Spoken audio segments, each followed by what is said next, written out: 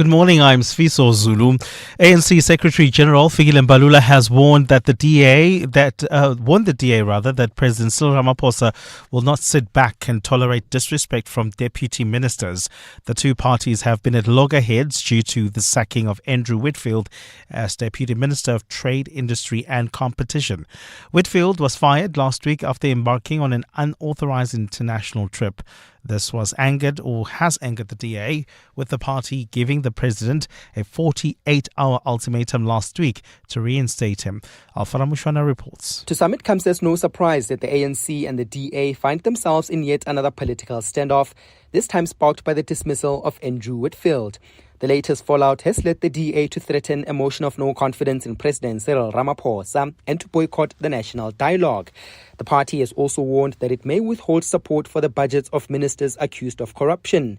But ANC Secretary General Fikile Mbalula says the DA should have known better than to disrespect a sitting president. The president is being disrespected by a small boy who feels emboldened thanks to the DA. Nelson Mandela once dismissed his own wife from cabinet. So why should Cyril Ramaphosa fear the DA? Mbalula insists the GNU will remain intact even if the DA decides to walk away. Alpha Ramshwana, Eyewitness News. Johannesburg City Power says it will not respond to the current outage in Maibuye Midrand until the safety of its technicians is guaranteed by the local community. City Power employees were recently held hostage and threatened while conducting maintenance work in the area. The power utility says it is not willing to risk the lives of its staff and will only resume operations once it is safe.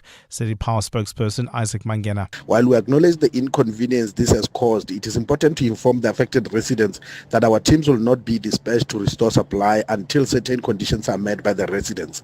This follows a recent and deeply troubling incident in which City Power technicians were held hostage last week and threatened while conducting legitimate maintenance work in the area. Gauteng police are investigating the cause of a fire in Ekurhuleni that claimed the lives of an adult and a two-year-old child. Emergency services found the charred remains of the victims in their home in Snade Park yesterday. Ekurhuleni Emergency Services spokesperson Maswati Mdluli has urged residents to be cautious when using heating devices. Homestead at the scene by Gauteng Medical Services. Our fire safety officials and subs will continue with the investigation of the possible cause of the fire. Communities are reminded to use heating appliances with caution during this winter, as many of these incidents can be avoided by making sure that all these heating and lighting devices are attended when in use. More households will get clean water running in their taps in some parts of Tshwane. The Amanskraal Water Project in the capital has officially entered its second phase after Minister Phemi Majodina handed over the newly upgraded Clip Drift treatment works. Earlier this year, residents in parts of Tshwane received clean running water for the first time in 2 decades after the project was launched. Majodina promised more clean water supply at the handover yesterday. This is one of the critical projects wherein we are trying to intervene and work together with Mangaung in ensuring that there's reliability of water. Your growing population needs water. And U.S. authorities have found the body of a gunman suspected of starting a wildfire, then shooting firefighters tackling the blaze in Idaho. The suspected shooter was found dead with a firearm at a popular park and hiking area following an hours-long standoff as the fire raged. Police believe the unidentified suspect started the blaze intentionally yesterday. The 2 firefighters were shot dead while the third one was hurt and has been taken to hospital. Gold is trading at $3,284.69 an ounce. The rand is at 17.75 to the dollar, 24.38 to the pound, 20.83 to the euro. Brent crude oil is at $67.65 a barrel. And in the traffic, we've got roadworks along the N1 North. That's between, and they're causing delays between Besnodia Drive and Malibongwe Drive. There's also queuing traffic along the N3 North between the Kalulis Interchange and Modafontein Road. While traveling in Germiston, be on the lookout for queuing traffic between the Elands Interchange and the Geldenese turnoff. A fine day in store for Gauteng. The temperatures will peak at highs between 15 and 18 degrees. The top story in Eyewitness News this hour. ANC Secretary General Fikile Mbalula has warned the DA that President Cyril Ramaphosa will not sit back and tolerate disrespect from deputy ministers. EWN, in touch, in tune and independent. For the latest, visit ewn.co.za or download the EWN app. Some walks are just for exercise, others for leisure. But the 702 Walk the Talk is for something far greater. Enter now on primemediaplus.com. You're with Clement Manyathela On 702. Let's Walk the Talk, streaming on the Prime Media Plus app, DSTV channel 856, 92.7 and 106 FM.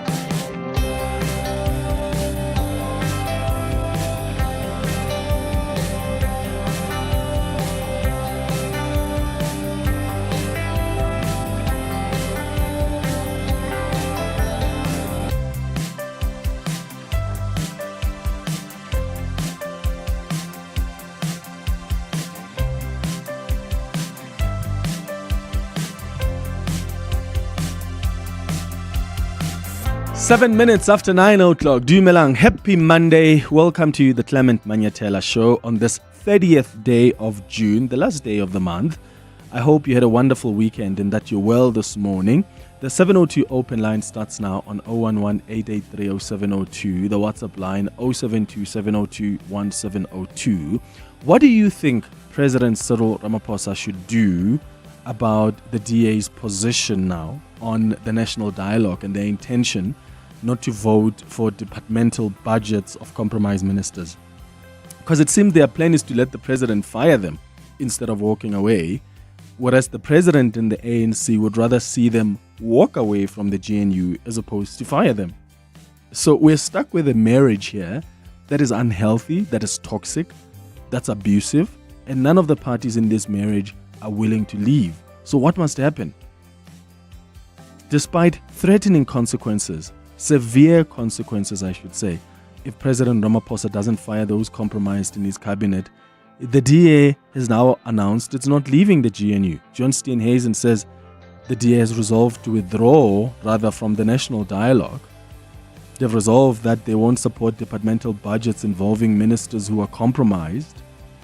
They mentioned Tembi, Simelani and Nobuhle Nkabani. John Steenhuisen also said the DA believes the president is failing to uphold his work to act against corruption. So FedEx has decided not to table a motion of no confidence at this stage, but at a later stage that may very well be considered. Or is that another threat? I said it even on Saturday after that briefing, until the DA acts on its threats, some of which have been so dramatic, they are weakening their future negotiation position. The ANC is going to continue to do as it pleases because it knows the DA has been threatening from day one. From the time the president was appointing his cabinet, Helen Zille was writing letters and threatening that if we don't get the ministries like this, then there's going to be trouble. There are many times when there have been red lines that have been crossed, and I think that's going to compromise the position and strength of the DA in future negotiations. How do you see it? Let me know, please, on 011-883-0702. Is the DA always going to be the sacrificial lamb? Taking the bullet for South Africa because they care so much? Because that's what they want you to believe, right? They don't want you to know that if we walk away from the GNU, that also compromises us a bit in as far as our political interests are concerned. I remember having a conversation with Rolf Meyer a couple of months ago on Face the Nation. It was about, because he's the former Minister of Constitutional Affairs in the GNU, the first GNU in this country. And he was sharing with us some lessons this new GNU can learn from the old GNU on how to manage their differences.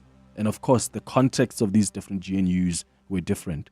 But one of the things he said was that the National Party left the GNU in 1996 during then President Nelson Mandela's presidency, which he argued led to the party's collapse and disappearance from the political scene. So if the DA decides to leave the GNU, they could face the same fate. That was the argument. In fact, listen to what Helen Zille said. So I recorded a conversation with Helen this morning because she wasn't going to be able to join us at 10 o'clock.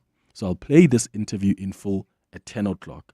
But I was trying to say to her that you can't just be a sacrificial lamb that's sitting there and is constantly being abused. And then you always say, yeah, but we care about South Africa, because that's exactly what the DA has been doing throughout. And then you issue ultimatums. When they're not responded to, you're left with egg on your face. Now you must find other reasons for severe consequences, even when those reasons are not so severe. So here's what Helen Zille said. And just so you know, there's a beep there because she used very strong language, frustrated by perhaps what I had asked or how it appears. So we have beeped it just for your context. So you are the sacrificial lamb for South Africa. You're willing to take the bullet to avoid South Africans being compromised. No, we're not going to lie there like a sacrificial lamb taking a bullet. We're going to That's fight how it back. appears. That's how it appears, Helen. Yeah, she was frustrated there. That's Helen Zille. I'll play that information in full at 10 o'clock. Make sure you don't miss it, please. So, have you been paying attention to this impasse as well surrounding the burial of former Zambian President Edgar Lungu? The Gauteng High Court ordered that the burial of Lungu be halted pending a court application filed by the Zambian government. The Zambian government wants him to be buried in Zambia. His family says, no, he's going to be buried here in South Africa. And in fact, the family at some point said, okay, fine, if he's going to be buried in Zambia, we don't want President Hichilema to preside over the funeral. But the government of Zambia says, no, this man's legacy is a national asset. So we're going to try and get really at the bottom of what's happening, especially from the Zambian government. We'll speak to Cornelius Mwetwa, who's the Zambian Minister of Information and Media, at 9:30. And then at 10 o'clock, that information with that interview I recorded with Helen Zille. 10:30, we do the last installment of our series about the different beliefs and what they teach about the afterlife. We've been on quite a journey over the last couple of weeks, and we're wrapping it up today. And today we're going to wrap up by looking at the Shembe Church, which has got a rich and unique blend of Christian doctrine and Zulu traditional beliefs, particularly when it comes to death and the afterlife. So we'll find out from the Shembe Church, what do they believe about the afterlife? At 11 o'clock, we're going to wrap up the show with our Family Matters feature. And today we're talking about competition in the family. When is it healthy and when is it unhealthy? Are you from a highly competitive family? Like, do you and your siblings or cousins have some competition among you? And how have you navigated that? I mean, parents sometimes say to us, why are you not more like your sister, your brother? Or your brother always does this, which then creates that competitive spirit among children. So I wonder how parents can encourage excellence even in things like sports or academics without making siblings feel like they're being compared or measured against each other, because that's one of the things that give rise to competition. That's a conversation we're going to have on our Family Matters feature today at 11 o'clock. That's the show coming up over the next 3 hours. Clement Manyathela, streaming on the Prime Media Plus app. DSTV channel 856, 92.7 and 106 FM. Tumelo, you're calling us from Pretoria. Good morning.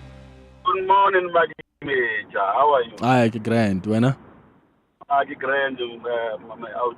Sure. I have got a different take on the issue of Cyril and the DA.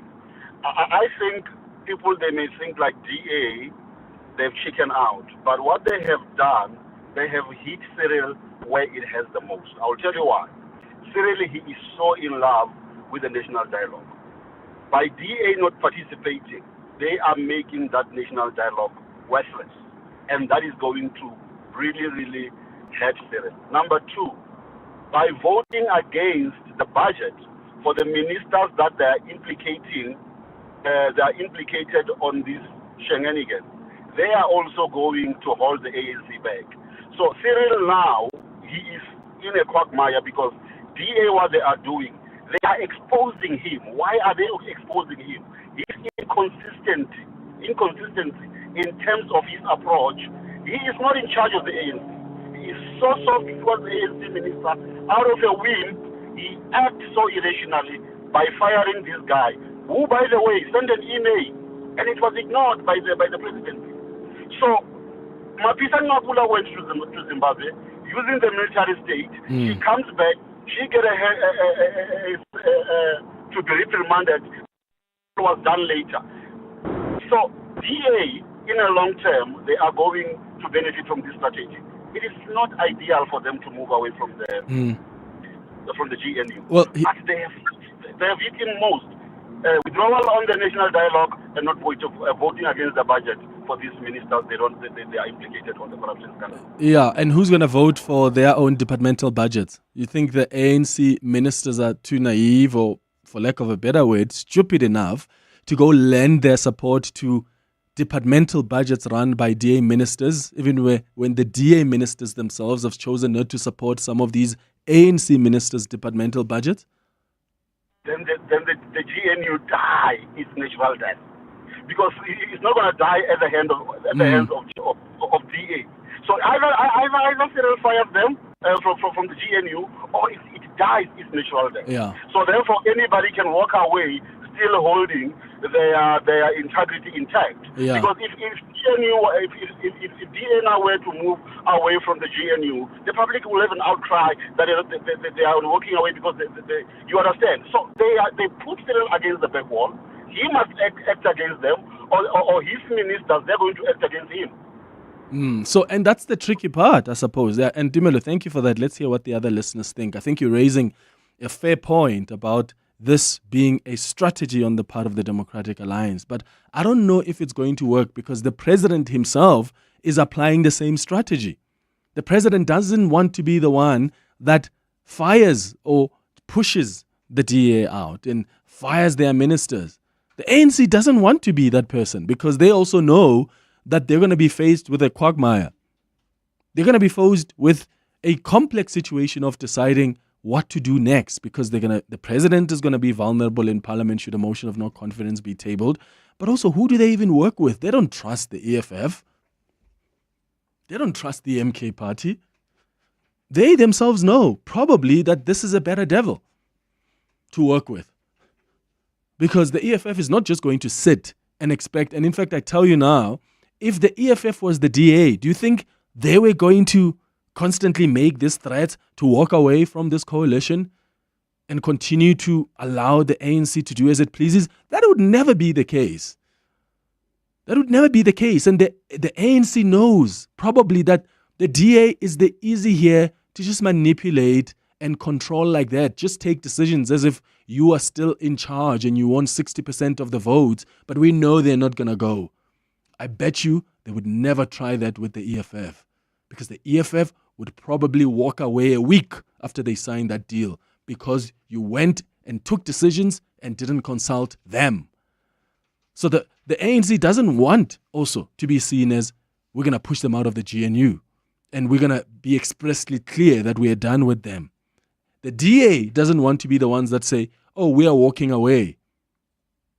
Hence I said, we're stuck in a marriage here that is abusive, that is toxic, but both partners are not willing to walk away. They're not willing to file for divorce. So who's going to do it? Tabiso, you are in Polokwane. Hi. Clement, one day if you decide to come on the show and you don't say that way, that's the show, I'll be very happy. Did I not do it today? You did it, actually. Oh, okay. You did it, actually. So I was just waiting for it. That's when I was holding. I was waiting for that buzzword. If you don't do it one day, I'm going to be very hurt and I'll write. Listen, there's a time when I didn't do it and Abel indicated that you didn't do that, and there were already calls coming in and WhatsApps, people saying, how dare you not say that's the show. So. You must never. You see, Clement, let me tell you, the DA have analyzed this. I mean, I hope I was in that meeting of the DA. They've analyzed this particular situation. DA, remember the ANC got 40%. So now the ANC need about 11% for any decision that they want. So now the DA wants to appear as if they are defending the so-called democracy in the country. And it's not, it's a lie. Power is very nice and is very tasty. Mm-hmm. Yeah, they've tasted the power. Now they are, as you have said, you analyze it quite very clearly. As you have said, they are looking for each and every excuse that is available, and they are going to run out of excuses as and when they put an ultimatum to say they want the GNU and all of that and all of those. So now, that's what it's very nice power, because I might not be factual on this one. I know there might have been the people who call them and say, but really, what are you trying to do? What are you trying to do on this one? That is real. Can you be there for until the end of the day? You remember the first GNU in this particular country, the National Party just walked away. But the DA can't walk away, even though with that particular percentage that they have. Remember, they still have a 40 plus. But then secondly, what is very funny, for an example, they would say that they are not going to support particular budgets. Let's go for the National Department of Higher Education. There's a deputy minister of DA there. What's going to happen? I want to see this. Are they not going to support the budget where they have a deputy minister? Yeah. Based on their own reasoning. Yeah. It doesn't make sense. It doesn't make sense for me. Because all the budgets will therefore be prepared. All the budgets, these people are members of cabinet. So now, they say they are not going to support the budget. But the other point, they say, no, they are not going to participate on the national dialogue. This is a national dialogue, which all of us want to participate. Let me tell you why. We spend much of our time, energy, calling in your shows and many other radio calling and debating and arguing about issues that affect our country. So now, we are given an opportunity to be able to find expression on all these particular issues that we can't resolve on talk shows. Do you think government doesn't know these issues, Tabis? They know them. They know them. So now, we just need to spend 700 million rand to hear them again? No, I agree with the budget. I think that's wrong.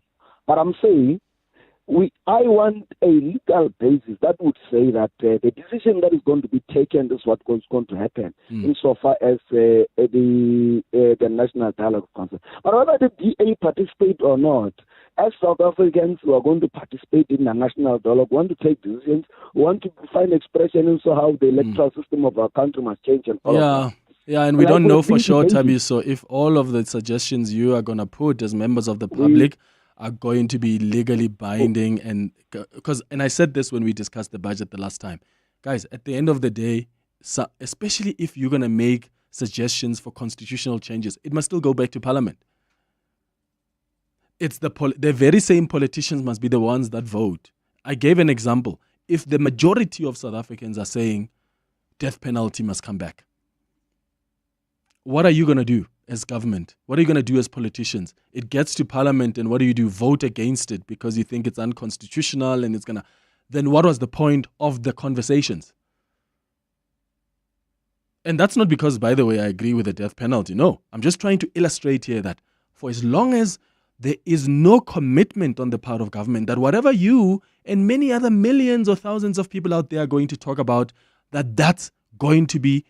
The politicians, especially even in Parliament, have a buy-in here. They are committing that whatever you people say, South Africans, our people, we're going to implement it. For as long as we don't have that commitment, then I think this is a talk shop.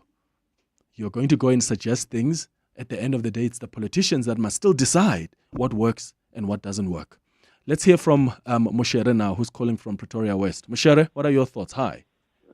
Look, morning. Look, the issue of this national dialogue is just to destabilize those who have been critical about government, so that next year when we go into the election, they will be in support with the very same government, in order not for the people to see what the government is. It's a waste. Clement, we know very well what is it that we need. We need job opportunities. Clement is clear that government knows very well. If they don't know, what are they doing in government? If up to now they don't know what is supposed to be happening, that people want on the ground. It's not the issue that I've got. Clement, look, for me, the position that the DA has taken to stay in government is good, because we've been exerting pressure on government for Ramaphosa to remove ministers who are compromised, and it's not doing that. At least now we're having political party that is close to government that might force Ramaphosa to remove these ministers that we have been complaining about. Ramaphosa is keeping them. If Ramaphosa removes the DA, then we will know very well that Ramaphosa, he has shown clearly that he stands for corruption. He doesn't want to remove ministers who are compromised. Then going to the election, that will be clear to see that ANC government, Ramaphosa protecting those who are involved in corruption, those who are alleged to participate. then as South African, what position do we do? Because we cannot have a president where we've been complaining about these people who, in the Zondo Commission, has appeared. He's just recycling these ministers, giving them another portfolio. What must we do as members of the public? Because we have been complaining about these people. True. And I think, Mashara, you're right. Also, what must the DA do, guys, when you've been so undermined day after day? What does the DA do? Do they just sit there and do nothing? Look, and I do think that the strategy here is a bit weird. You give a president an ultimatum when you have no backup plan. I think that's weird. You've tried. I do agree. I do think it somehow weakens their negotiating positions in the future. When you get to a point where you're just making threats and ultimatums, have a backup plan. Have a clear strategy. But at the same time, I do believe that the ANC has been acting as if they won 60% of the vote. I've said this many times, even to the ANC leaders.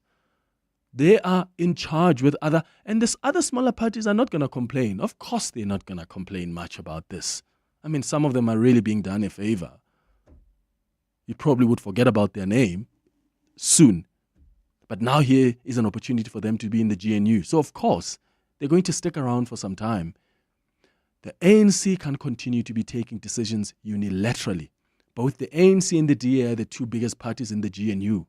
They don't even agree on that concept of sufficient consensus and what it means. So at some point, the DA has to act. But what are you acting based on? And if you are going to be the sacrificial lamb, just declare it like that then and say, we're just going to stick around even though they abuse us, even though they don't consult us, even though we're going to get angry, and stop issuing out threats that you can't back up, because now you are seen to be weird. In fact, you are saying to the ANC, keep on doing what you do. We're just going to make threats, but never walk away. Be decisive. Kustas, you're in Midrand. Hi. Yeah, good morning. Good morning. Hey, Clement, I am, out of a disappointment of what the DA told us. I think I worry about the leadership of John Steenhuisen in the DA and the credibility which the DA is currently losing in the eyes of the South African public, but not only that, even within the GNU. This federal executive, when agreement, is the weakest of the DA I've seen. And the current decision, these own goals, these unprovoked own goals, put us in a position where I don't think that the DA as a political party can truly be trusted to run even this country for that matter. Now, let me probably just explain, Clement.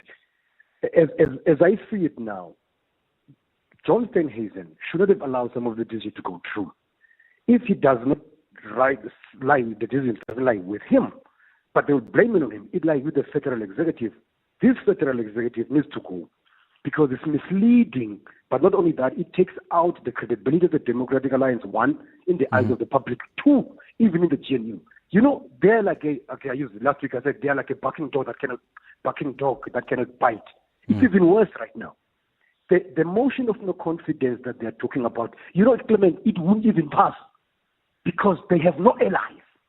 Now, what kind of political party is this that has no allies in parliament, has no allies in the state of Johannesburg? The only allies they probably have is FS Plus and ACTP. So a motion of no confidence, again, is a threat that is a storm in a teacup. They don't have the numbers. They cannot collapse this government by any chance. So it's not even supposed to be mentioned, particularly when you don't have political capital to get it through. Because in parliament, as things are, the dislike for the Democratic Alliance within the GNU is greater than the people that they dislike Ramaphosa, for instance. You see? So picture that. They hate the DA more than they would hate Ramaphosa. What do you think the DA is going to do? It's not going to go anywhere. So there's no point of these threats. They must just sit down, keep quiet, and I think the strategies at the back at federal executive need to sit down. Okay. And I think that they're misleading the country. So now here we are in agreement, and I'm saying to you that we need a Democratic Alliance that works for everyone. This one isn't. And unfortunately, the credibility is going down. Thanks for taking my call. Kustas and Midrand, thank you for your thoughts. It's 9:30. More of your calls and WhatsApps on the 702 open line after the latest in Eyewitness News headlines. Remember, we're also going to be speaking to the Zambian Minister of Communications, who's going to talk to us about this impasse regarding the burial of the former Zambian President Edgar Lungu. We'll speak to Cornelius Moetwa, who's the Zambian Minister of Information and Media, in the next couple of minutes. Sfiso, hi. Thanks, Clement. Good morning. As Parliament heads into the final leg of the budget approval cycle, the DA's plan to withhold support on some votes could cause another stumbling block in passing the appropriation bill, which apportions money to all national departments. It's the latest salvo fired by the party in response to the axing of its Eastern Cape leader Andrew Whitfield as the Deputy Minister of Trade and Industry. It's all eyes on the Johannesburg City Council this week as it prepares to elect a new speaker. This follows the removal of Action SA's Nobuhle Mthembu, who was axed through a motion of no confidence last week. The bid for her removal was tabled by the Al-Jama party, which accused her of incompetence. And the jury in the high-profile murder trial of an Australian woman accused of cooking a deadly mushroom lunch for relatives has retired to decide her fate. Erin Peterson has pleaded not guilty to 4 charges, 3 of murder and 1 of attempted murder, over the beef Wellington's lunch at her regional Victorian house in 2023. And those are the headlines. This EWN and more at 10, or as it happens. EWN Traffic. Travelling in Randburg, we've got an accident reported on the N1 North. It happened before Malibongwe Drive. Delays as you come out of Bearsnodia Drive. About a 15-minute hold up there. Please be on the lookout. If you're heading towards areas like Sunny Hill as well as Fourways, you might want to use the inner city areas, roads like Republic Road as well as Winnie Mandela Drive through areas like Bryanston. Travelling on the N3 North in the Germiston area, an accident scene reported after the Yelands interchange. Delays coming out of Fort Drecker Road on the N12. Please be on the lookout there. There's also queuing traffic along the N3 North right at Marlborough Drive due to an accident. Please be on the lookout there. Traffic lights are out of order in Alexandra at Far East Bank and Marlborough Drive. They're also out of order in Fourways at Cedar and Uranium. Please approach with care. We'll have more updates for you. Stay tuned. There's more EWN on air, online, and on the EWN app.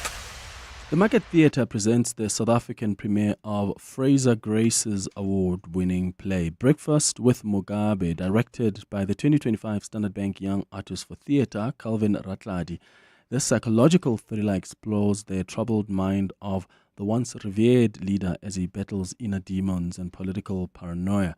Don't miss this compelling production with its brilliant cast and searing dialogue, on from the 16th of July to the 10th of August. Tickets available on web tickets or via markettheatre.co.za. From 24 to 27 July, Decorex Joburg returns to the Sandton Convention Centre, now spanning 5 halls. Explore over 300 brands, shop exclusive show specials, and discover the latest in interiors, kitchens, bathrooms, and luxury finishes. Experience live interactive demos, expert-led talks, and the Handmade Africa Design Market. There's something for every style, space, and home. Book your tickets now at decorex.co.za or at the door. To walk the talk is to turn words into meaningful actions. And it's what we at 702 are committed to doing every day.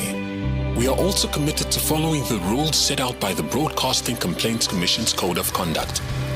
To give you balanced programming, fair comments, and accurate news. But if we stumble along the way and you feel we are not living up to the code, let us know on comment@702.co.za. And if after that you're still not happy, you can direct your complaint in writing to the Broadcasting Complaints Commission. Email bccsa@nabsa.co.za. For more, visit bccsa.co.za. The Nedbank Business Ignite on 702 is looking for a small business owner that talks a big game and delivers even bigger results. So if you're a small business that consistently dares to innovate, expand and better your bottom line, you could walk away with 200,000 Rand cash and a 200,000 Rand advertising package. So enter on igniteyourbusiness.co.za. Then every day this week from 6 a.m., catch 702 Breakfast with Bongani Bingwa to find out if you're a finalist in the Nedbank Business Ignite on 702. T's and C's apply. Nedbank, an authorized FSP and registered credit provider. Your voice. Your station. Your open line. Walk the talk with Clement Manyathela on 702. 24 minutes before 10 o'clock. This is the 702 open line. We are taking your calls on 011 8830702. You can send your WhatsApps as well on 072-702-1702. We've been asking you about what President Cyril Ramaphosa should do now that the DA has taken this position that it will not participate in the national dialogue, but also won't be voting in the departmental budget vote, voting for the budgets of departments run by quote-unquote compromised ministers. You're sitting with a situation now where the DA says, we will not walk away. You've got a president as well who says, I'm not going to fire you, it appears. So nobody is willing to file for divorce. So what happens? Morning, Clement. Clement, according to my understanding, I was reading one of the documents of the DA for 2012. I think that is part of their vision, 2029. They will never leave GNU. They will never leave GNU. They can give us those threats, they will never leave GNU, because it's part of their strategy of running government in 2029 election. DA, they like the power. They will never leave GNU. They will never. Those threats, they will never become a truth. They will never leave GNU. They are just playing politics, because if they leave GNU, what they are going to explain on their constituencies, what they are going to tell their own voters, what did they fail? Thank you, Clement. It's Nati in Boxburg. Good morning, Clement. You know the DA. I'm speechless. They have shown their immaturity in government. It's not like the ANC took away their place. The ANC, the president, let's say, he fired Mr. Whitfield.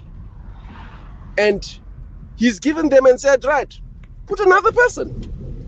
So it's not like their place has been taken. And they are reacting like this here.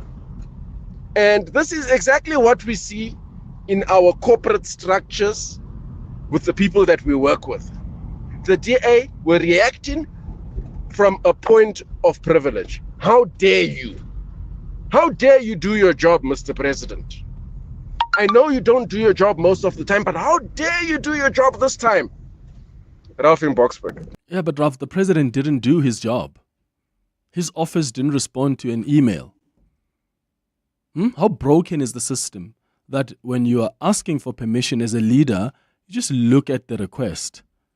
Oh, and then you acknowledge receipt, but you're not interested to respond to that. I think the presidency must also answer to that. As I've said, I have seen emails that have been sent by some deputies and ministers. Within a matter of days, they get responded to. Whether there's a directive the president has sent out to say nobody must leave and go to the US or not. When someone makes a request, it's like my boss saying, guys, we shouldn't travel for the month of June because we've got an event at work, and I still ask to travel for personal reasons, and the boss just looks at it. How is that leadership? Leadership is, hey, Clement, as we've indicated before, nobody is allowed to travel. So as a result, your request has been declined. Does it take a lot for the president's team to do that simple task of responding to an email? So, for as much as I do think Andrew Whitfield was wrong for going there without express approval from the president, and I've told him that when I interviewed him, and he admitted that it was wrong judgment on his part for taking silence, right, as consent. Equally so, we must ask serious questions on the president's part. How are you failing? How is your team failing to do the most basic thing? Hi, Minister, Deputy Minister Andrew Whitfield, you are not allowed to travel. Wrap it up. And if he goes ahead, then your decision is even backed. Because you can indicate that I told him not to go. And he still defied me. That's insubordination. So I don't think the presidents or even his team did their work here. Because they ignored an email that should have resolved all of this. It's 20 minutes before 10. Your voice. Your station.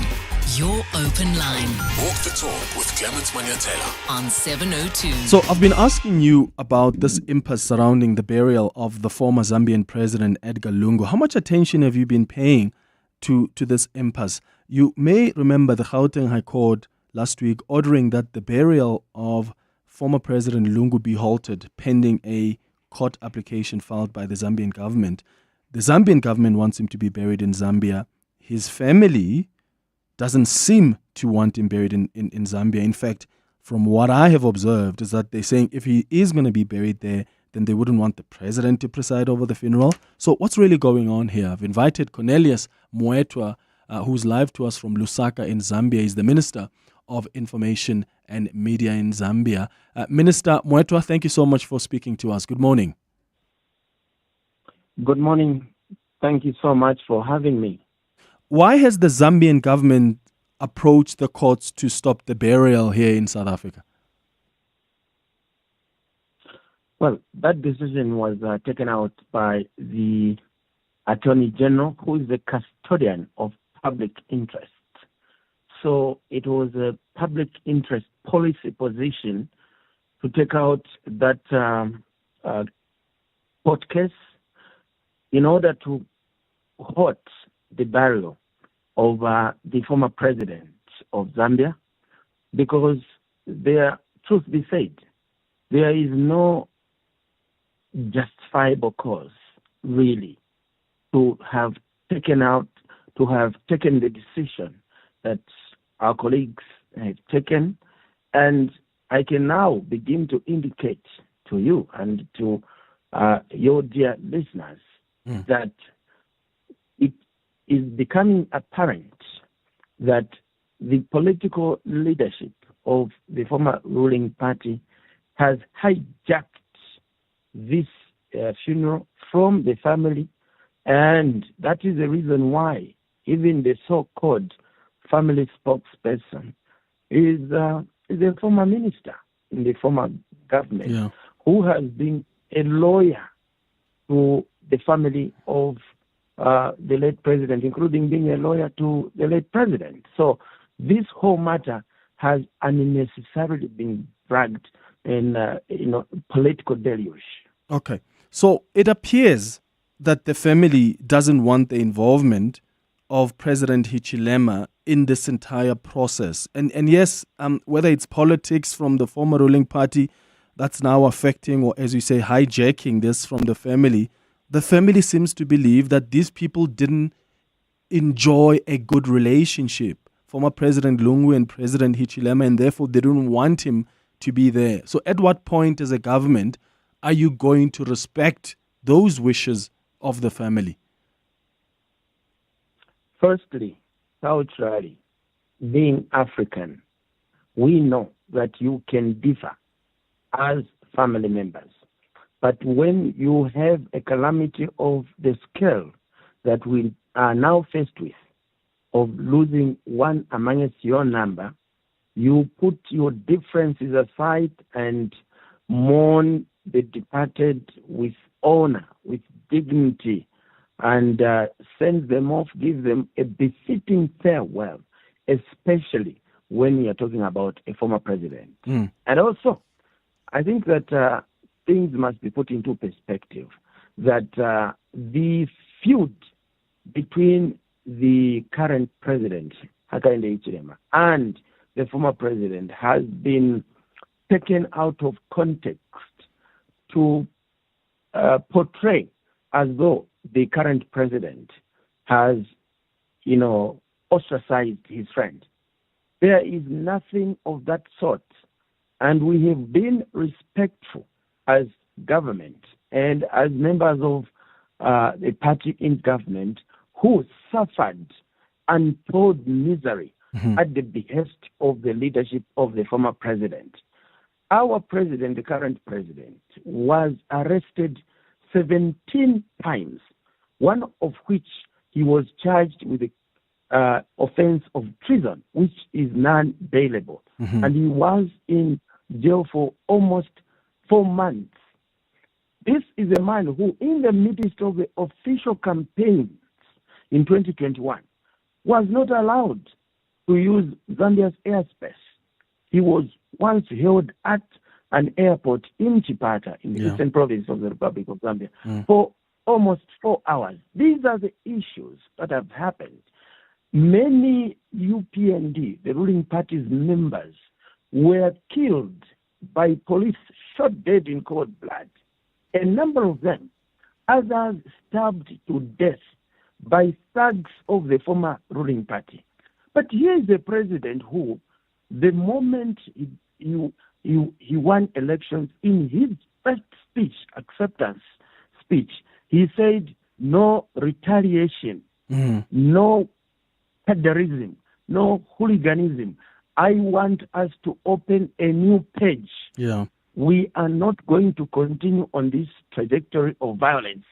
And there has been no violence, no terrorism, no bloodletting, nothing of that sort. And that is where we are today. Yeah. The former president, the late President Edgar Lungu, is the first former president who has left office and has gone he has passed on with his immunity, presidential immunity against legal prosecution intact.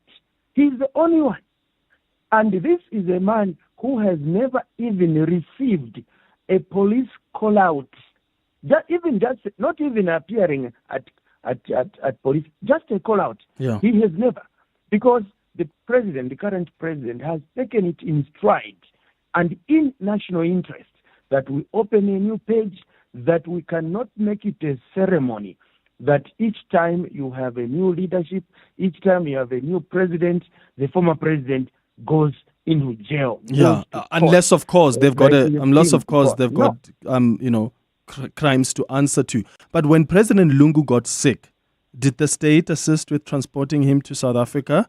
Because I suppose from what I've heard from the family is that those are some of the issues that they have, that when this person was sick, where was government? And now government somehow is ready to charter a plane to take his body back home. And the family seems to say you can't treat someone with such disrespect and not care when they are sick, and then you want to be all smiles with flowers at the funeral.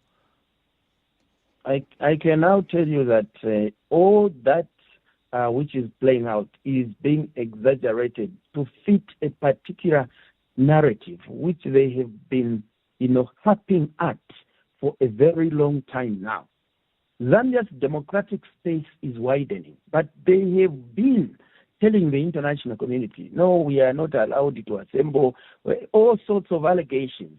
So this is a once-in-a-lifetime opportunity for them to exemplify their force that, all hasn't been well in this country. And they are using this funeral as a political counterweight. Yeah. Was he supported, though, when he was sick? When President Lungu, this particular time, was about to go into South Africa, the government of the Republic of Zambia, led by President Hakainde, made more than one offer to take him out for medicals. And he refused. This they know. And this, the Secretary to Cabinet did tell the world at a joint press conference where family members were. The issue they are trying to raise about, the president did not take him for medicals and so on. All that is falsity. Because look, the former president enjoyed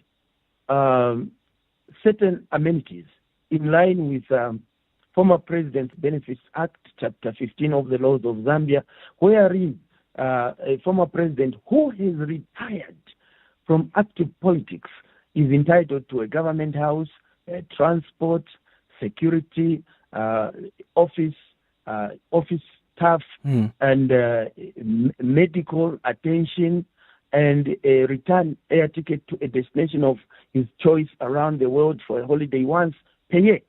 Now, the moment you decide as a former president that you are going back to active politics, and active politics has been defined by the courts to mean that you are seeking elective office, you then cease to enjoy those entitlements. Yeah.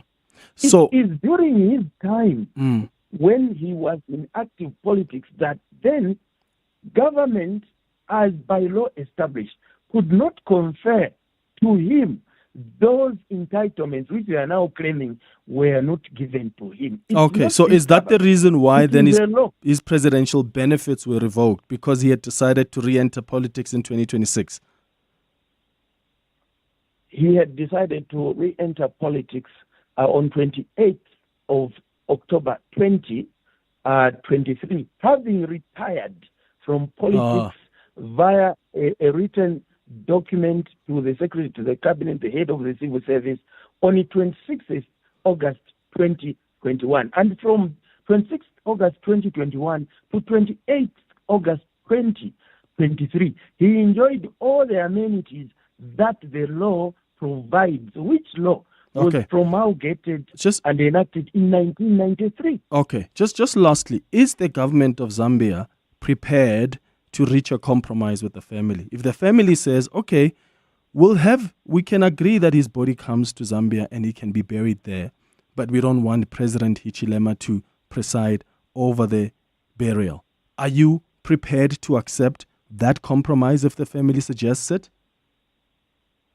Vincent, this is not a wedding. You know that if you are going to conduct a wedding, you can come up with a wish list of who you want to attend.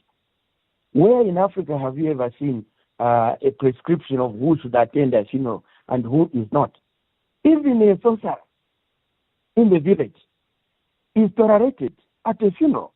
So this whole debacle is not really, in our view, a wish that should be sustained.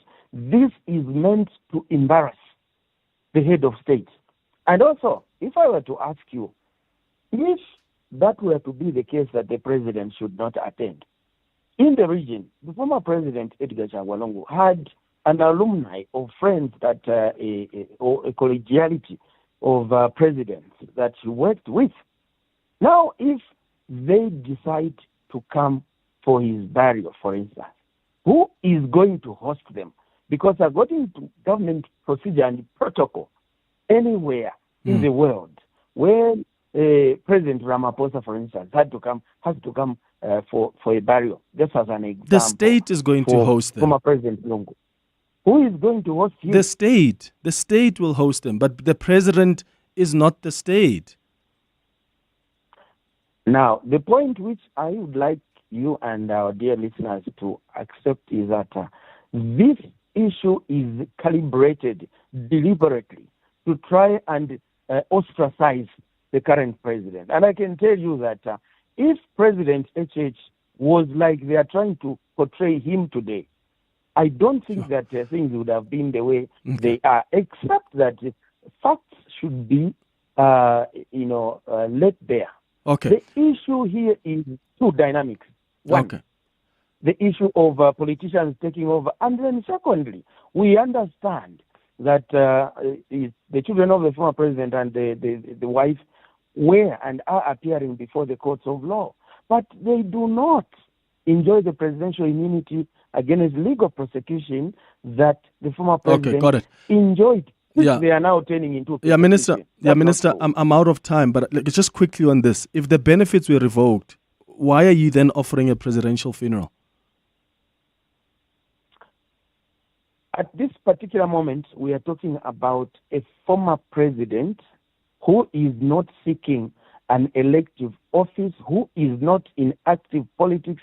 He is deceased and therefore is entitled, just like any other minister or former president, to a state funeral. And this is very precedented because 5 of Zambia's presidents that have passed on ahead of President Edgar Lungu, they've all been buried in the same way. There is a tradition. We have a presidential burial site. And you recall that Dr. Kaunda, the founding president of Zambia, when he died, his family, his children, they came up with a wish list. No, he said that he wants to be buried next to his wife at a farm in Chinsali in the northern province of Zambia. But the matter went into litigation and the court pronounced itself that in a matter of this nature, public interest overrides Trump's family's interest. Yeah, Minister Cornelius Moetwa in Zambia for us. Thank you for making time for us. He's the Zambian Minister of Information and Media. How do you slice this? Because the president, it appears, doesn't want to. Imagine Jacob Zuma, the former president, dies. God forbid. Touch wood. If he says, I don't want Cyril Ramaphosa at my funeral, do you think President Cyril Ramaphosa must just force himself there when he could maybe say, Deputy President, go and preside over there, given the complexity, the dynamics, and the wishes of the family? Zambia is not willing to do that. They want the president to speak at the funeral. But the family says, okay, fine. The compromise could be, let's bring the body there, but the president can't preside over. What's wrong with putting yourself aside to allow for the people of Zambia to still pay their last respects to a former president? It's 4 minutes before 10.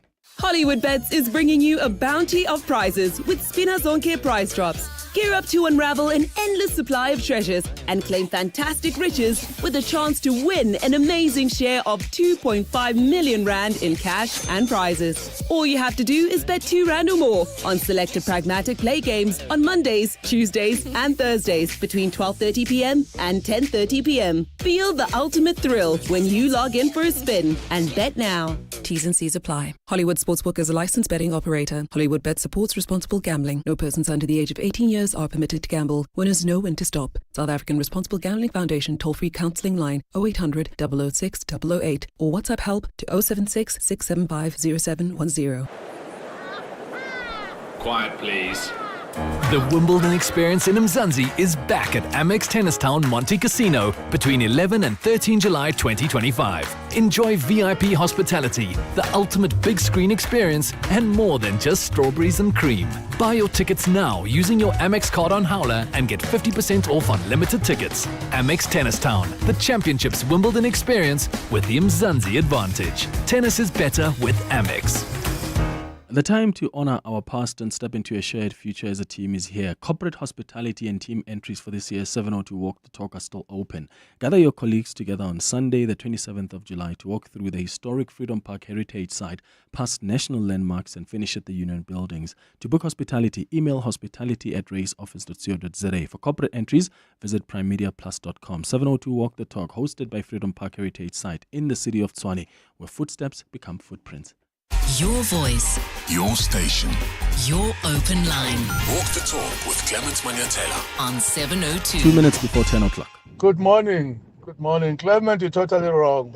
The state cannot host, other states' president without the presence of the president of that state. I mean, seriously, let's be real.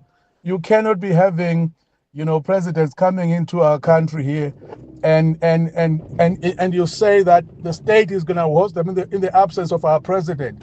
How does that work? Themba Vundla. Morning, Clement. This guy, I don't think he understands what he says. He says that everything was revoked because he came back to the politics. But now, since everything was revoked, why should now be part of the funeral? Brabie, Clement, Brabie. No, he doesn't even know what he's talking about. 702 delivers on the matters that matter to you. My name is Sipati. I'm from Boxbeck. What I love about 702 is that it exposes us to the global community. So at the moment, if you are locally in South Africa or Africa, you get exposed to the US, the UK, because of the international exposures that we have. So thank you very much, 702, for exposing some of us who have never been out there in the world, but we see the global world, the global community through your eyes. Thank you, 702. Big ups. Thank you for sharing your thoughts, so we can deliver more on what matters to you. 702 listens. Let's walk the talk. Beauty lovers, listen up. It's time to treat yourself because Take A Lot's month-end beauty sale is now on with savings of up to 50% off. That's right, fabulous beauty deals just for you. Revamp your look with their top winter skincare products and that perfect mascara to make your eyes pop.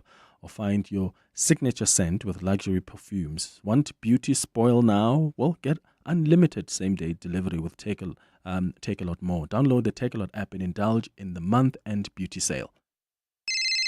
Welcome to the Chamberlain Hotline. Press 1 for heaters, 2 for expert DIY advice, 3 for deals hotter than your geezer. Or press 4 for all the above when you visit your nearest Chamberlain for our famous for warming your homes promotion. Get everything you need to make winter warmer from the 19th of June to the 6th of July, plus 10% off Chamber Value paint mixing and a free hot chocolate while you wait. Chamberlain, famous for hardware since 1903. 702 was in conversation with MTN on 702 Drive with John Perlman, discussing the new MTN app. What inspired us to this to build this new app? I think it's inspired by some of the growing needs we see in the market, and I think as the technology is evolving, to have a smarter, more secure and streamlined digital experience, so that everybody can benefits of connected world. We have the inconvenience of managing multiple MTN accounts. Download the new MTN app on Google Play or the Apple App Store and Huawei App Gallery today. MTN. Today we make moves. This is EWN. Good morning, I'm Sfiso Zulu. As Parliament heads into the final leg of the budget approval cycle, the DA's plan to withdraw support on some votes could cause another stumbling block in passing the appropriation bill, which apportions money to all departments. It's the latest salvo fired by the party in response to the axing of Eastern Cape leader Andrew Whitfield as the Deputy Minister of Trade and Industry. But the fallout has not taken the DA to the brink of quitting the GNU. Over the weekend, the party announced it's withdrawing from the national dialogue over what it says are double standards being applied by President Cyril Ramaphosa. Lindsay Dentlinga reports. Parliament will this week get stuck into a tight schedule of departmental budget vote debates as it races towards an end of July deadline to get the national budget passed. But DA leader John Steenhuisen says while his party won't reject the budget as a whole, ministers accused of corruption can't expect support from his party when it comes to approving money for their departments. The ball is in the President's court and the ANC's court. If they want to take a strong stance against us and want to stop us standing against corruption, well, they must fire us from the Government of National Unity. Steenhuisen says civil society should also rail against the national dialogue until President Cyril Ramaphosa fires what he's termed the delinquents from the executive. The President has made a big deal this week about his prerogative. If he feels that we've done something wrong and that standing up against corruption is something that deserves punishment, well, he must exercise that prerogative. Steenhuisen says tabling a motion of no confidence in the President's ability to deal with corruption is not off the table. Lindsay Dentlinger, Eyewitness News. Meanwhile, the ANC's National Working Committee will meet for the first time today since the controversial sacking of Whitfield. The ANC says it's becoming increasingly evident that the DA is prioritising its own interests. ANC spokesperson Mahleng Bengu Mutsiri says the DA must decide where it stands. This response speaks volumes about the DA's character. They are willing to undermine the national interest in pursuit of their narrow partisan agenda. It's all eyes on the Johannesburg City Council this week as it prepares to elect a new speaker. It follows the removal of Action SA's Nobuhle Mthembu, who was axed through a motion of no confidence last week. The bid for her removal was tabled by the Al-Jama party, which accused her of incompetence. Alfara Mushwana takes a look. The ANC in Johannesburg is set to hold a meeting tomorrow to discuss a possible replacement for former Action SA Council Speaker Nobuhle Mthembu. This will be followed by a political management committee meeting, which includes all parties in the ANC-led coalition in the municipality. The ANC in Johannesburg refused to defend Mthembu in council last week after Action SA withheld its support for Mayor Tata Morero during a motion of no confidence. ANC Regional Coordinator Sasabona Manganye says the party's relationship with Action SA was toxic. So they deserved to be removed. We are not apologetic. For now, we have no any relations with Action SA in Johannesburg, as they made that pronouncement themselves that they are not in a coalition with us. A new speaker is expected to be elected later this week. Alfa Ramshwana, Eyewitness News. And the jury in the high-profile murder trial of an Australian woman accused of cooking a deadly mushroom lunch for relatives has retired to decide her fate. Erin Peterson has pleaded not guilty to 4 charges, 3 of murder and 1 of attempted murder over the beef Wellington lunch at her regional Victorian house in 2023. The prosecution has claimed Peterson knowingly put toxic death cap mushrooms into a home-cooked meal before lying to police and disposing of evidence. But the defense argues that Peterson accidentally included the poisonous fungi in the dish and only lied because she panicked after hurting people she loved. Gold is trading at $3,284.69 an ounce. The rand is at 17.75 to the dollar, 24.38 to the pound, 20.83 to the euro. Brent crude oil is at $67.65 a barrel. And in the traffic in Midrand, we've got an accident reported on the N1 South. It's right near New Road. It's causing delays. Please be on the lookout there while traveling in Randburg. We still have got that crash along the N1 North. It happened near Malibongwe Drive. Delays from Bearsnodia Drive. A fine day in store for Gauteng. The temperatures will peak at highs between 15 and 18 degrees. The top story in EW in this hour, the DA's plan to withhold support on some votes could cause another stumbling block in passing the appropriation bill, which apportions money to all national departments. EWN, in touch, in tune, and independent. For the latest, visit ewn.co.za or download the EWN app. What are the matters that matter to you? 702 listens. You're with Clement Manyathela On 702. Let's Walk the Talk, streaming on the Prime Media Plus app, DSTV channel 856, 92.7 and 106 FM. 7 minutes after 10 o'clock. Dumelang, welcome to the second hour of the Clement Manyathela Show. Thank you for staying with us here on 702. Thank you for your thoughts through your calls, your WhatsApps, your tweets as well on the 702 open line. I hope we had more time to discuss the conversation I had with the Minister of Information and Media in Zambia about this impasse involving the burial of the former Zambian president, Edgar Lungu. I'm hoping we can get the family of the former president to also come speak to us, because I know they do rubbish some of the claims that government makes, the same way that government rubbishes some of the claims that the family has made. What all of this means is that there's still no compromise. The matter in court is going to be heard in August. In the meantime, the burial has been postponed. But at some point, government of Zambia needs to sit down and have a conversation with the family of the former president, Edgar Lungu. There has to be some kind of compromise that's being made. And if the family does agree that, okay, fine, we'll bring him there, but let the president not speak. I mean, do the protocols, is it legally binding? Like, does the president have to be the one that speaks? Otherwise, it delegitimizes the process? In the interest of compromise, do you think the people of Zambia and the world and the guests of the state are not going to understand the complexities of the dynamics and understand why the president may be attending but won't speak, or has delegated his deputy there to speak? I don't know. But I think maturity involves being willing to sit down and making that compromise. If the family says, okay, fine, we'll cancel the burial here, what are you giving up as the state of Zambia?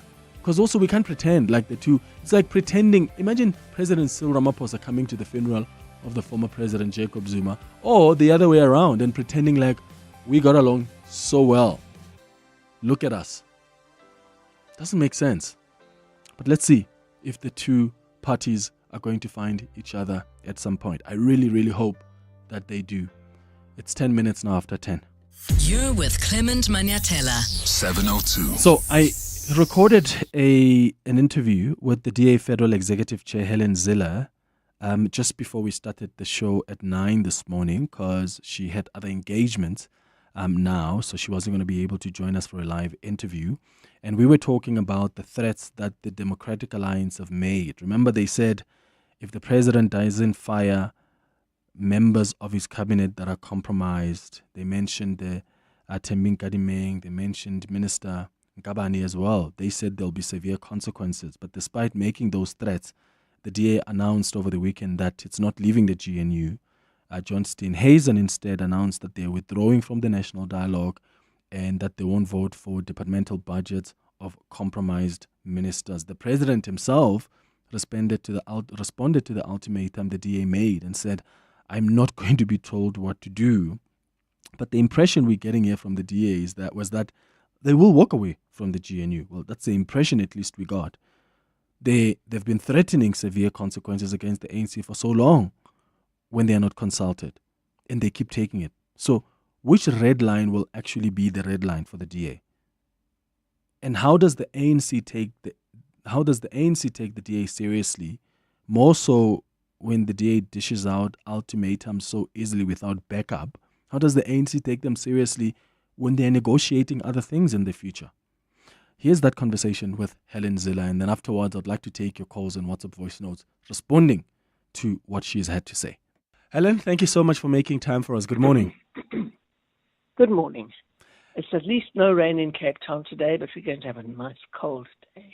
Oh, yeah, it's good to see that the rain is subsiding there.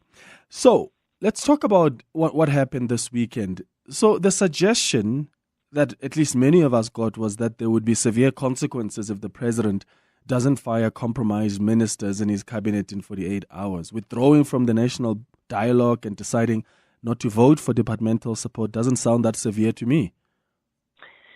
Well, it is severe, and we think it's commensurate to the action. What was the action? The president showed hypocrisy, double standards, and a lack of respect for his coalition partner by unilaterally firing a deputy minister. And we've got to say we won't be treated like that, but we obviously got to look at the commensurate response. Where it is about a position, you do react because you say there's a principle behind the position. You should have consulted with us. You should have allowed us the time to consult. And you should apply the same standard across your government. If you are going to say that Andrew Whitfield in February this year did not apply to go overseas, and he did actually apply, and you've got the letter of his application 10 days before he went, it was not an official trip. It was a DA trip paid for by the DA. So Andrew was not going there purportedly to represent the South African government, not at all. He was going there to represent his party. His party obviously paid for it.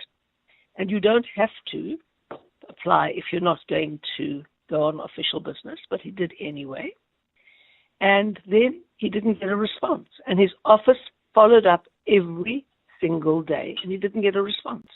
In the end, he thought, well, the president obviously doesn't think it's necessary for non-official trips, so I'll go. He didn't hear another thing, not another thing, till last week, 4 months later. Yeah, and I'll come back to that in a moment, but I just want to maybe start with some of the decisions that have been taken. So no support for departmental budget. You are going to withdraw from the national dialogue. Who's going to vote in support of the DA minister's departmental budget? Well, we've done nothing wrong. You've got to have a reason to vote against the budget. What have we done wrong? Tabane, we know what she's done wrong. She's lied to Parliament. And that's probably the gravest thing that you can do in a democracy. Because Parliament, you're talking to the people, the representatives of the people who the people put there. And when you ask a question in Parliament, no matter how hard it is to answer, you tell the truth. She lied to Parliament. So that is why we're voting against her. And then Ms. Simelane, we know exactly what she did. She's 9 human settlements. She used to be in justice, can you believe it or not? And she is found linked to the VBS looting. So they've done terrible things, and we are going to vote against them to show our displeasure. She hasn't been found guilty of anything yet. Well, who has been found guilty of anything? Look where the Guptas sit. Look how our National Prosecuting Authority brings cases against Esma Khashule, against everybody. All of the evidence is there in the Zondo Commission and in the Nugent Commission. They need to just go and look at it. Who has been found guilty yet? That's the whole point. We have commissions of inquiry to make us feel as if we're doing something as a country, but nothing ever happens. You don't seem to be happy in this GNU, Helen. There have been clear signs of you being undermined, not consulted on a number of issues. If really you believe the ANC has done as it pleases since the inception of the GNU, how much longer are you going to take this? Well, how long is a piece of string? It depends what they do. And you've got to decide on this issue, is it worth playing the nuclear option? Is it worth pressing the nuclear button? Because let's make no mistake about it. If we walk out of the GNU, the rand will fall massively in value. Your pension and my pension will be worth a lot less. Many companies will decide not to invest if they're thinking of investing, and some will withdraw. There will be more unemployed people. The consequences will be catastrophic for the country. So we have to decide at what point is the ANC's behavior so egregious that we think it's worth taking the step that will have those consequences. The thing is there are things that have been done where the DA suggested that this is so egregious that they may just walk away, and that's just never happened. Well, when did we say we would walk away? We've never said that.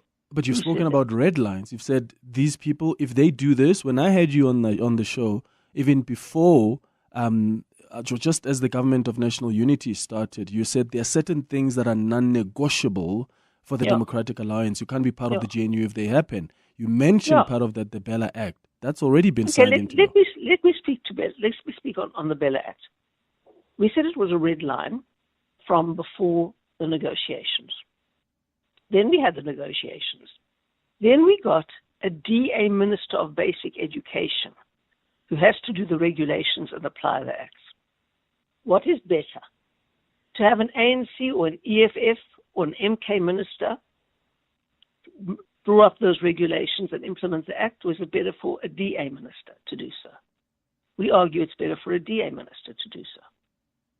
So even though the ANC pushed through with it, and remember it was passed in the 6th Parliament, so we couldn't use our numbers in Parliament, we made the calculation that it's better to have Siviwe there than not to have her there, for the very constituency that we believe is being undermined. Well, it's not like that's going to be a unilateral action on the part of Siviwe. Even in drawing up that legislation and those regulations, there's still going to be constant interaction with Cabinet. It works like this. There's a law, and then the regulations have to be put together by the minister. And then the minister has to go through a particular process which involves public participation, etc.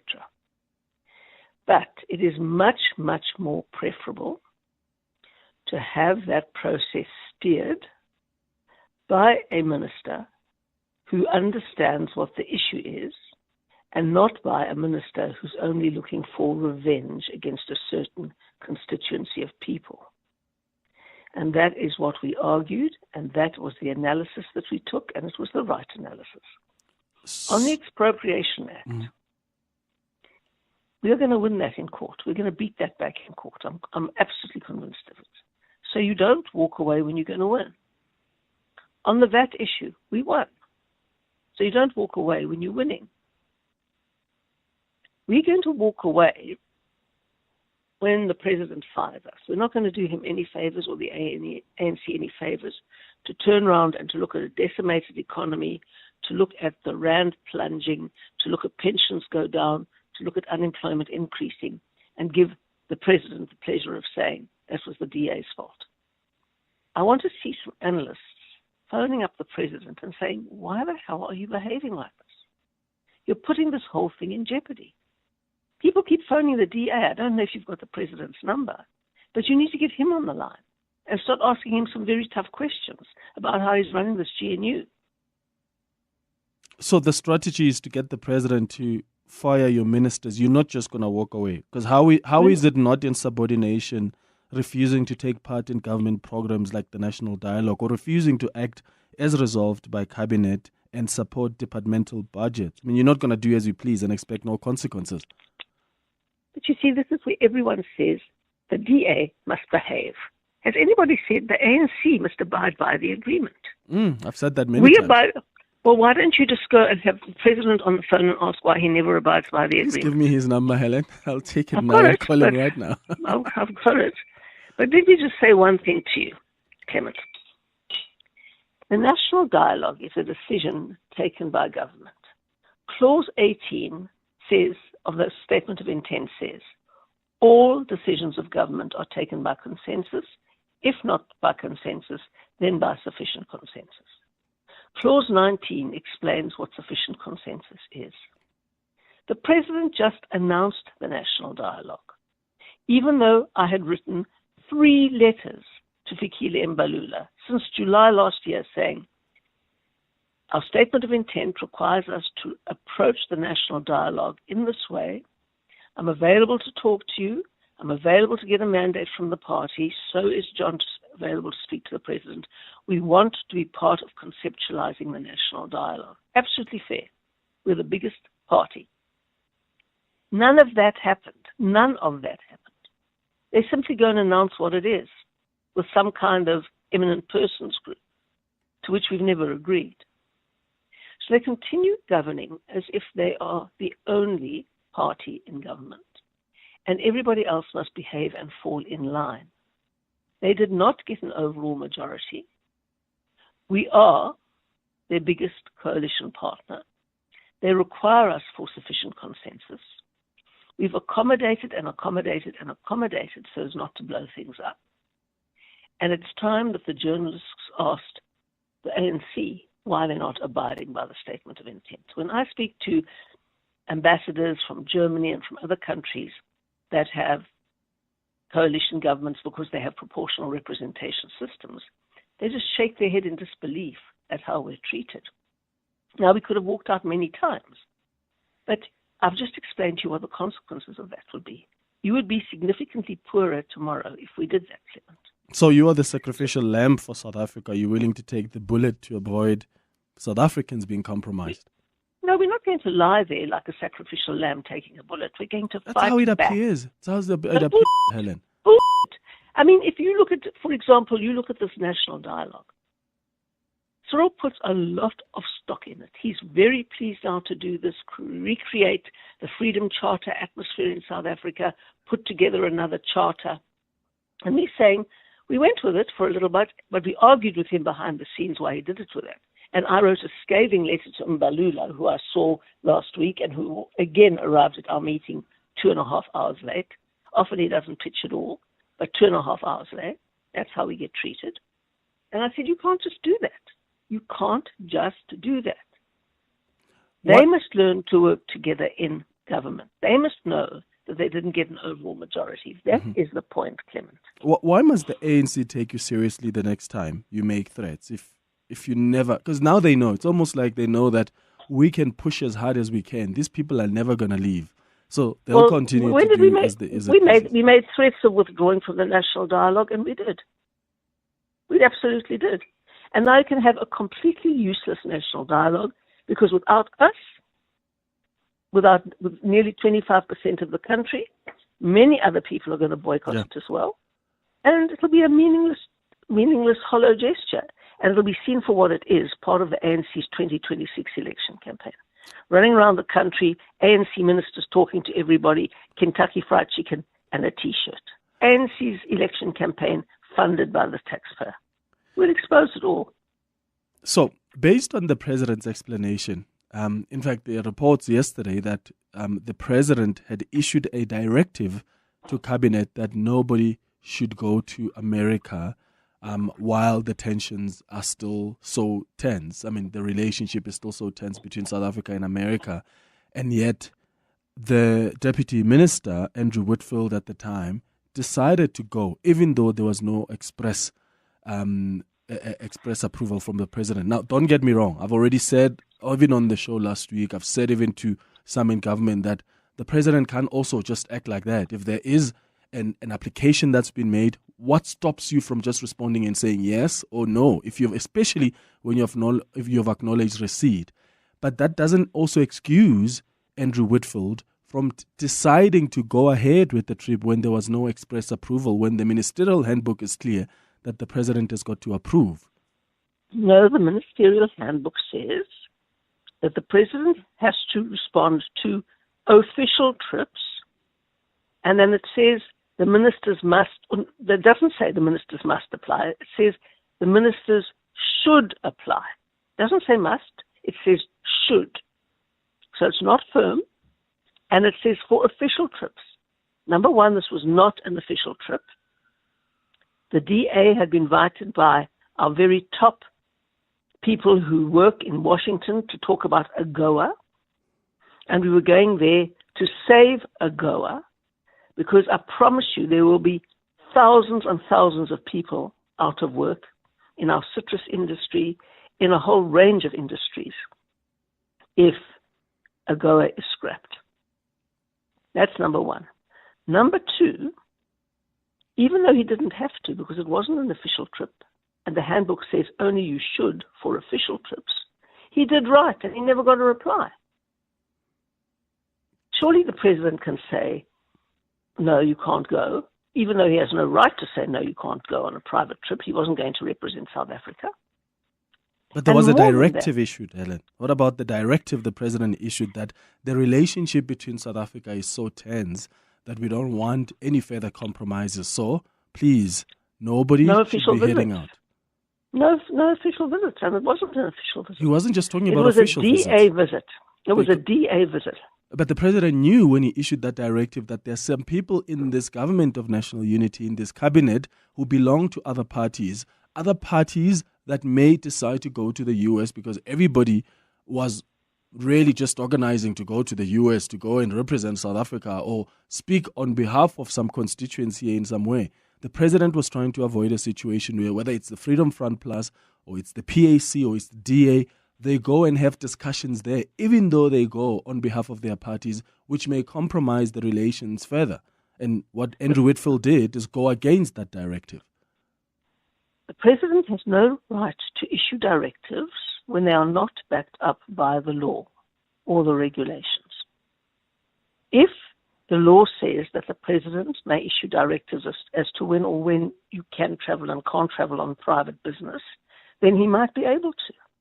But the president is bound by the law as well, and he cannot expand the parameters of the law to decide that no one may travel at all. Andrew wrote to him as Andrew.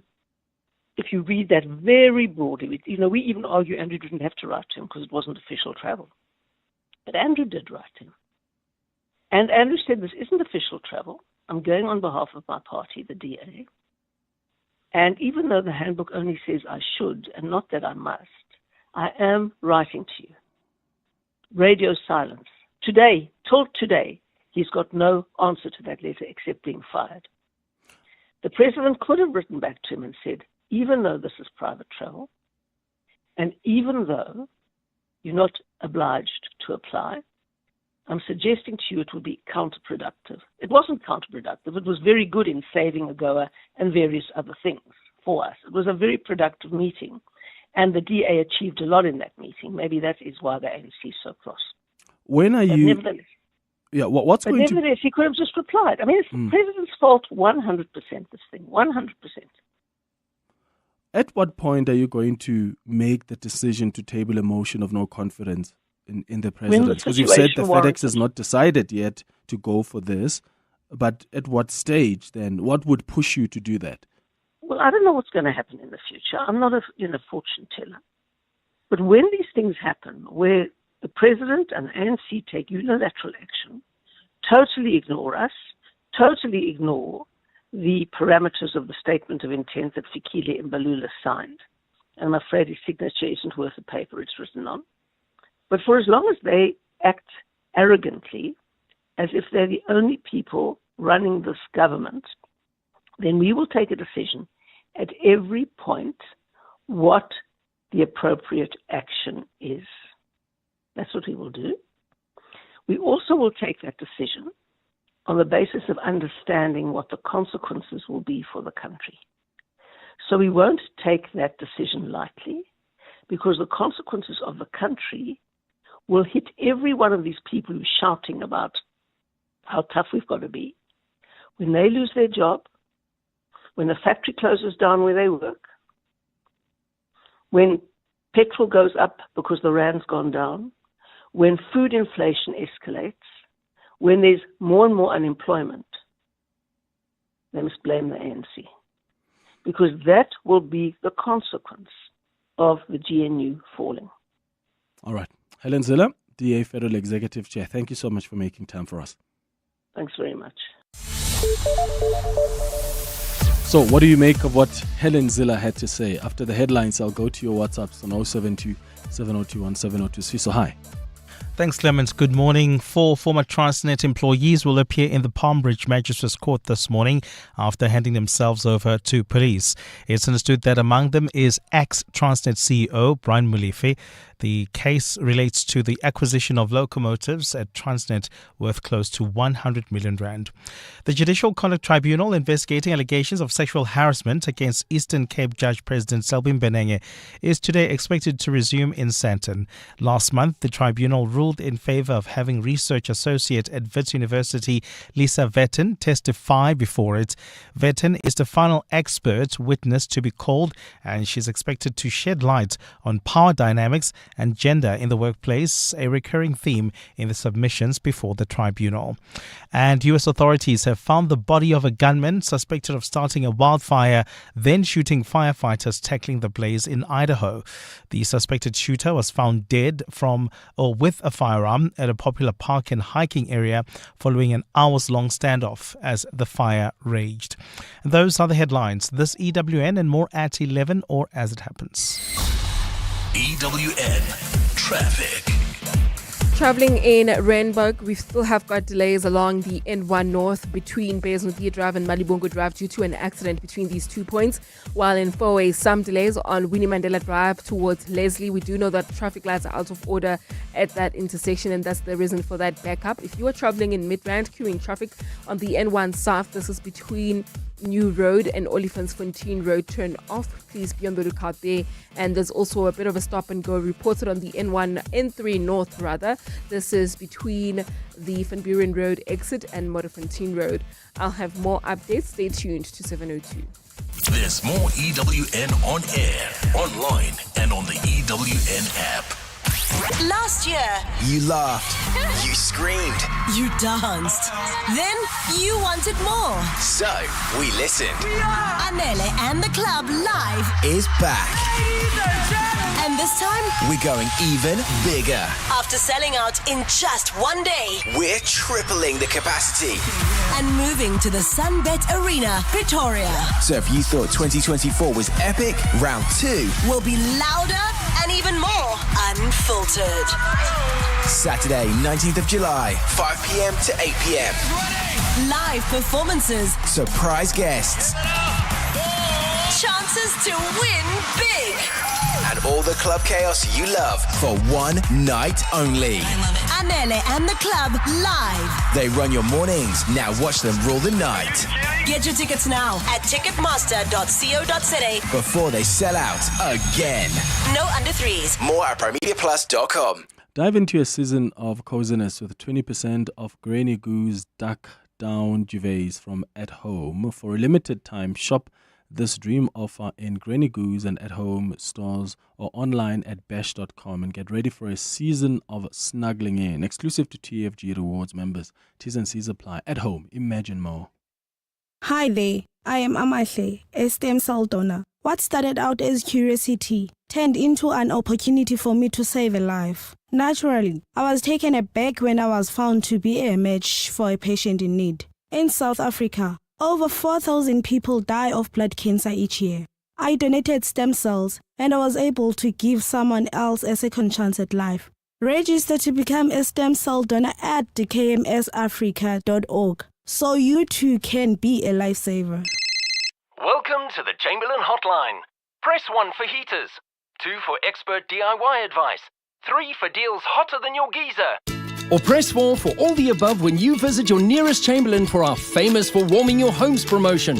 Get everything you need to make winter warmer from the 19th of June to the 6th of July, plus 10% off Chamber Value paint mixing and a free hot chocolate while you wait. Chamberlain, famous for hardware since 1903. As the official retail partner of the Springboks, Pick n Pay is proud to back the box and give you the chance to be the ultimate smart supporter with Pick n Pay ASAP. Money or the box on 702. WhatsApp your name, ID number and the word ASAP to 072 702 1702. You could face the ultimate choice, a mystery Springbok supporter prize or Pick n Pay ASAP vouchers worth up to 2,000 Rand. It's time to show your box spirit. Money or the box with Pick n Pay ASAP. Friday on 702 Drive with John Perlman. T's and C's on primemediaplus.com. You're with Clement Manyathela. 702. Let's walk the talk. It's 24 minutes before 11 o'clock. Let's just take a few of your WhatsApp voice notes reacting to the conversation I had with Helen Zille, and then we're going to start our conversation as we wrap up our installment about what different beliefs say about the afterlife. Good morning, Clement. I'm listening to Helen. You know, they're going to be there because they want the blue lights and all these things. They're not going to leave the GNU. Cyril have one on his upper sleeve. If they want to get rid of Cyril, then automatically they are out themselves. You know, Clement, ANC will do whatever they want because now they want the DA to go. Helen is busy telling us about the rand and the economy. The economy is not growing. It's not growing, Clement. You know, if it was growing, we say, oh, now it's growing because there's a GNU. But the economy is not growing. So whatever happens, even if they go, the economy will still be the same. It will be stagnant like it is now. So, come on, the DA needs to go and that's finish. And then get rid of it and then we move on with our lives. We are sick and tired of this whiteness people. They think they are the best in everything. Morning, Clement, to your crew there, and morning to Coco Helen and everyone else who's listening. You know, Clement, this behavior of the DA is reminiscent of the way they behaved with that moonshot pact thingy, if I still remember the name correctly. Yeah, because they made promises on which they did not deliver. Yeah, and that speaks to them now becoming a perpetual liar because they are now forming a thread of lying and lying and lying. And this does not only showcase their moral bankruptcy, but also their strategic bankruptcy because I mean, you keep on firing these blank shots without an actual shot. Yeah, who's going to take them seriously even in the upcoming elections? Good morning, Clement. I really don't understand what Ms. Zille is saying there. Ms. Zille is saying that they went on a private trip, but they were talking about AGOA. AGOA has everything to do with South Africa. So I don't understand how can it be a private trip and then you're talking about AGOA, which is a South African government initiative. So she's absolutely not making sense as far as that is concerned. Good morning, Clement. Clement, Helen Zille audit was not an official visit. If it's not an official visit, but you're going to discuss things about the state, how is it not an official visit? You are going there to discuss things about the country that you are a minister in, and you will be using your position to say, look, we are part of the government. We are doing this. Yes, it's not an official government visit, but it is an official DA visit of which the DA is in government. So they cannot separate the two unless they've forgotten that they are in government and they want to separate the two. You can't separate the two.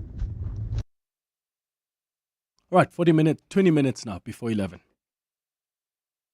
You're with Clement Manyathela. 702. Let's walk the talk. So today we are wrapping up a series that we started a couple of weeks ago about what different beliefs say about the afterlife. We've been on quite a journey, right? And we're wrapping it up today.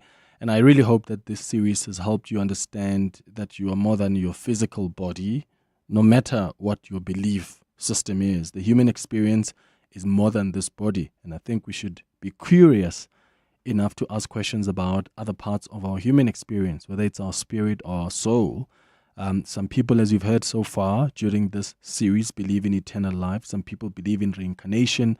Some people believe that when you die, that's the end. Nothing, you just cease to exist in your entirety. We've looked at what different Christian denominations believe about the afterlife. We looked at what Islam teaches about the afterlife, looked at African spirituality. We looked at Judaism. We looked at atheism and agnosticism. We focused on what Buddhism teaches about the afterlife. And last week we looked at what Hinduism, what does it say about the afterlife, where death is seen as a transition rather than an end, at least from what we heard last week. And today we wrap up by looking at the Nazareth Baptist Church, also known as the Shembe Church. The Shembe Church has a rich and unique blend of Christian doctrine and Zulu traditional beliefs, particularly when it comes to death and the afterlife. So we've invited Reverend Joseph Mhlongo, who is a reverend from the Nazareth Baptist Church, to help us understand more about what the belief systems are within the institution in as far as the afterlife is concerned. Reverend Mhlongo, thank you for making time for us. Good morning. Good morning to the listeners. Let's start just with the basics to help our listeners who may not be familiar with the Nazareth Baptist Church. How is the church different from mainstream Christianity, if at all?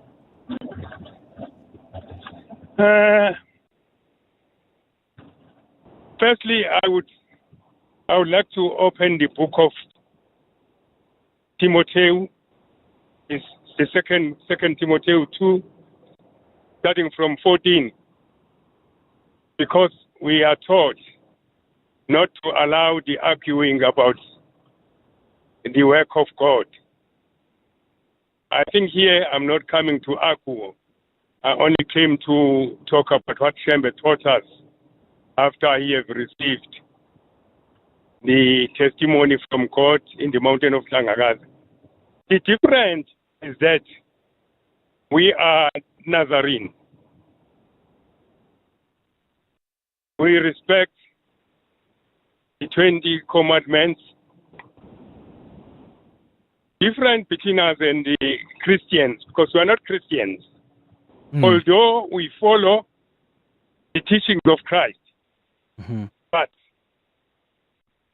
we are not Christians. We are Nazareth because we took an oath that will be keeping the God's law from Genesis to Isambulo, which is the last book. Now, the Christian is different from us. We are different. Okay. How does the Shembe Church then define life after death? What happens to the soul, for instance, of a Shembe follower after they die? What does the church teach about that? If you read the book of Isambulo, the last book, is explaining that there is two lives. If we were not good in the first life, the second life will be giving you trouble too. The first life is where you get the power to rise on the second life, which is the spiritual life. The physical life, you have a chance to feed the spiritual. Reverend Mhlongo, the line is dropping there. it's not holding. So I'm putting you back to the producers to try and sort that out, because I really would like us to get you on a better line. As you've heard, they don't necessarily define themselves as Christians, but I really want to find out more about what does the church teach about the afterlife.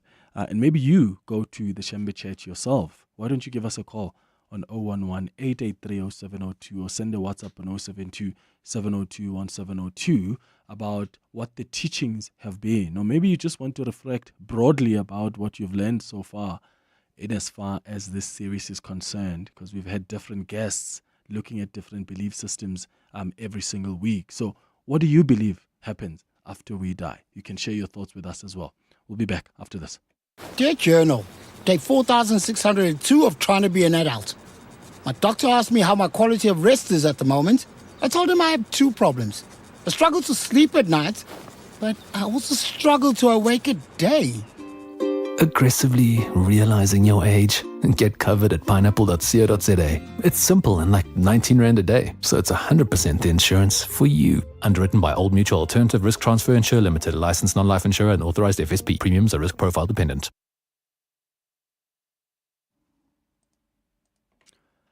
The Market Theatre invites you to Breakfast with Mugabe, the South African premiere of the award-winning psychological play, Haunted by a Vengeful Spirit. Mugabe reluctantly seeks to help the help of a white psychiatrist, leading to a tense and dangerous power struggle. Expect sharp dialogue and riveting performances in this fictional take on the once revered leader. Don't miss Breakfast with Mugabe from the 16th to the 10th of August. Tickets available on web tickets or via markettheatre.co.za. PG Glass Repair, PG Glass Replace. Hi, I'm Komoto, PG Glass Technician. At PG Glass, we keep your windscreen chip-free and crystal clear. Choose PG Glass, quality you can trust. Visit pg.co.za. As the official retail partner of the Springboks, Pick n Pay is proud to back the box and give you the chance to be the ultimate smart supporter with Pick n Pay ASAP. Money or the box on 702. WhatsApp your name, ID number, and the word ASAP to 072 702 1702. You could face the ultimate choice, a mystery Springbok supporter prize, or Pick n Pay ASAP vouchers worth up to 2,000 Rand. It's time to show your box spirit. Money or the box with Pick n Pay ASAP. Friday on 702 Drive with John Perlman. T's and C's on primemediaplus.com. You're with Clement Manyathela. 702. 12 minutes before 10 o'clock, we've managed to re-establish that line with Reverend Joseph Mhlongo, who is the Reverend at the Nazareth Baptist Church. I'll go to your WhatsApps as well in a moment. But Reverend, we've got you on a better line now. You were still explaining what the Shembe Church teaches about the afterlife and how they define life after death. Yes. Because our belief is that there is God. God is Konyana. My English is not good. That's why I'll be in Zulu sometimes. It's like Konyana. We as the believers, we are like Umakoti. That's the belief of the Shembe Church. Yeah. Then when we take an oath of getting married, there is no divorce. To us, it's not like other denominations where they talk of divorce. That's why with Nazareth they said, "Uyawuhlala endlini kaJehova kuze kube sekupheleni kwensuku zakho," meaning you'll stay in the house of God until you die. Mm-hmm. That means if you go out of the house of God after death, you will be like a widow because you will be having no mkonyane, which is the husband. Now for us, we said we're going to stay in the house of God until we're dead. Meaning we'll be keeping the laws of God, not the laws of the denomination or the archbishop or any of that. Now the difference is that as Nazareth, We go far from the numeric 6, where it said, don't cut your hairs, don't drink alcohol. Only when you're asking for something from God. For us, you do that until you die. That is the difference. Now we are the Makotis of God, which will never divorce. That is the difference. Okay. We keep everything that God gave to us. If God gave you the hairs, you keep the hairs. If God said you must never drink alcohol, we don't drink alcohol. If God said you mustn't be covered with the other spirit, like the Sangoma spirit, we don't believe in Sangoma spirit. We don't believe in Sangoma spirit. There is only one spirit that is covering us. It's the Spirit of God that met with Shembe on the mountain of Hlangakazi. Speaking of... That's the difference. Yeah, and speaking of what you term as the Sangoma spirit, what role do ancestors play in the afterlife according to the Shembe faith? Then when you talk about ancestors, even in spirit, there is two lives. There is evil spirit, there is clean spirit. So, I don't know whether we can put it together as ancestors, but the evil spirits, they are not angelic. But they are those clean spirits. We believe those clean spirits, we can still respect them, but we don't bow before them, but we respect them. If it was your father, it's still your father, even if it's passed away. It's not a demon. The only thing that is a demon is if they never reach heaven. It's the same spirit that came back into those who are living and said, I need a space from you. I want to stay in your flesh. Because they never get this place in heaven. The spirit we're talking about, we call them ancestors to obey, is those who rose up after death, who were doing good things when they were in physical life. That is the belief. Okay, and as we have two physically, Yeah. we have those who listening to the Pharisees, who are teaching the wrong teachings. We believe what Shembe told us because everything that Shembe told us is found from the Bible. Well, we believe there is Christ, but we don't call ourselves Christians. Okay. So, speaking of heaven then, do you believe as the Shembe Church in heaven and in hell? When it comes to that, although it's a very hard answer to give, but we believe there is heaven.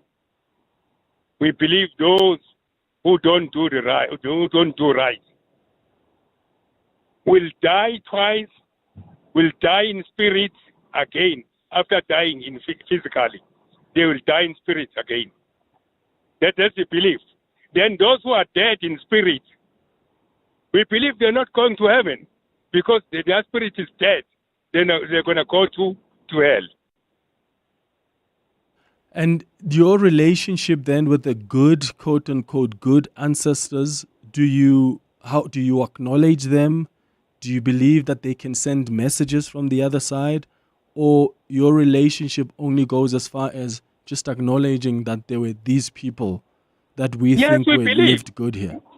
Yes, we believe they can give. We believe they can give. As you remember, one day when Jesus went to the mountain, he met with the good spirit of Elijah and Moses. If Elijah and Moses came to Jesus on the mountain, how could our Father, who were respecting the God's law, can't reach with us, can't give anything to us, or can't talk to us? They can talk to us because they talked to Jesus on the mountain, because they were in good spirit. Okay, and then they can speak what? Through who do they speak? And do they speak? It could be on visions when you're sleeping.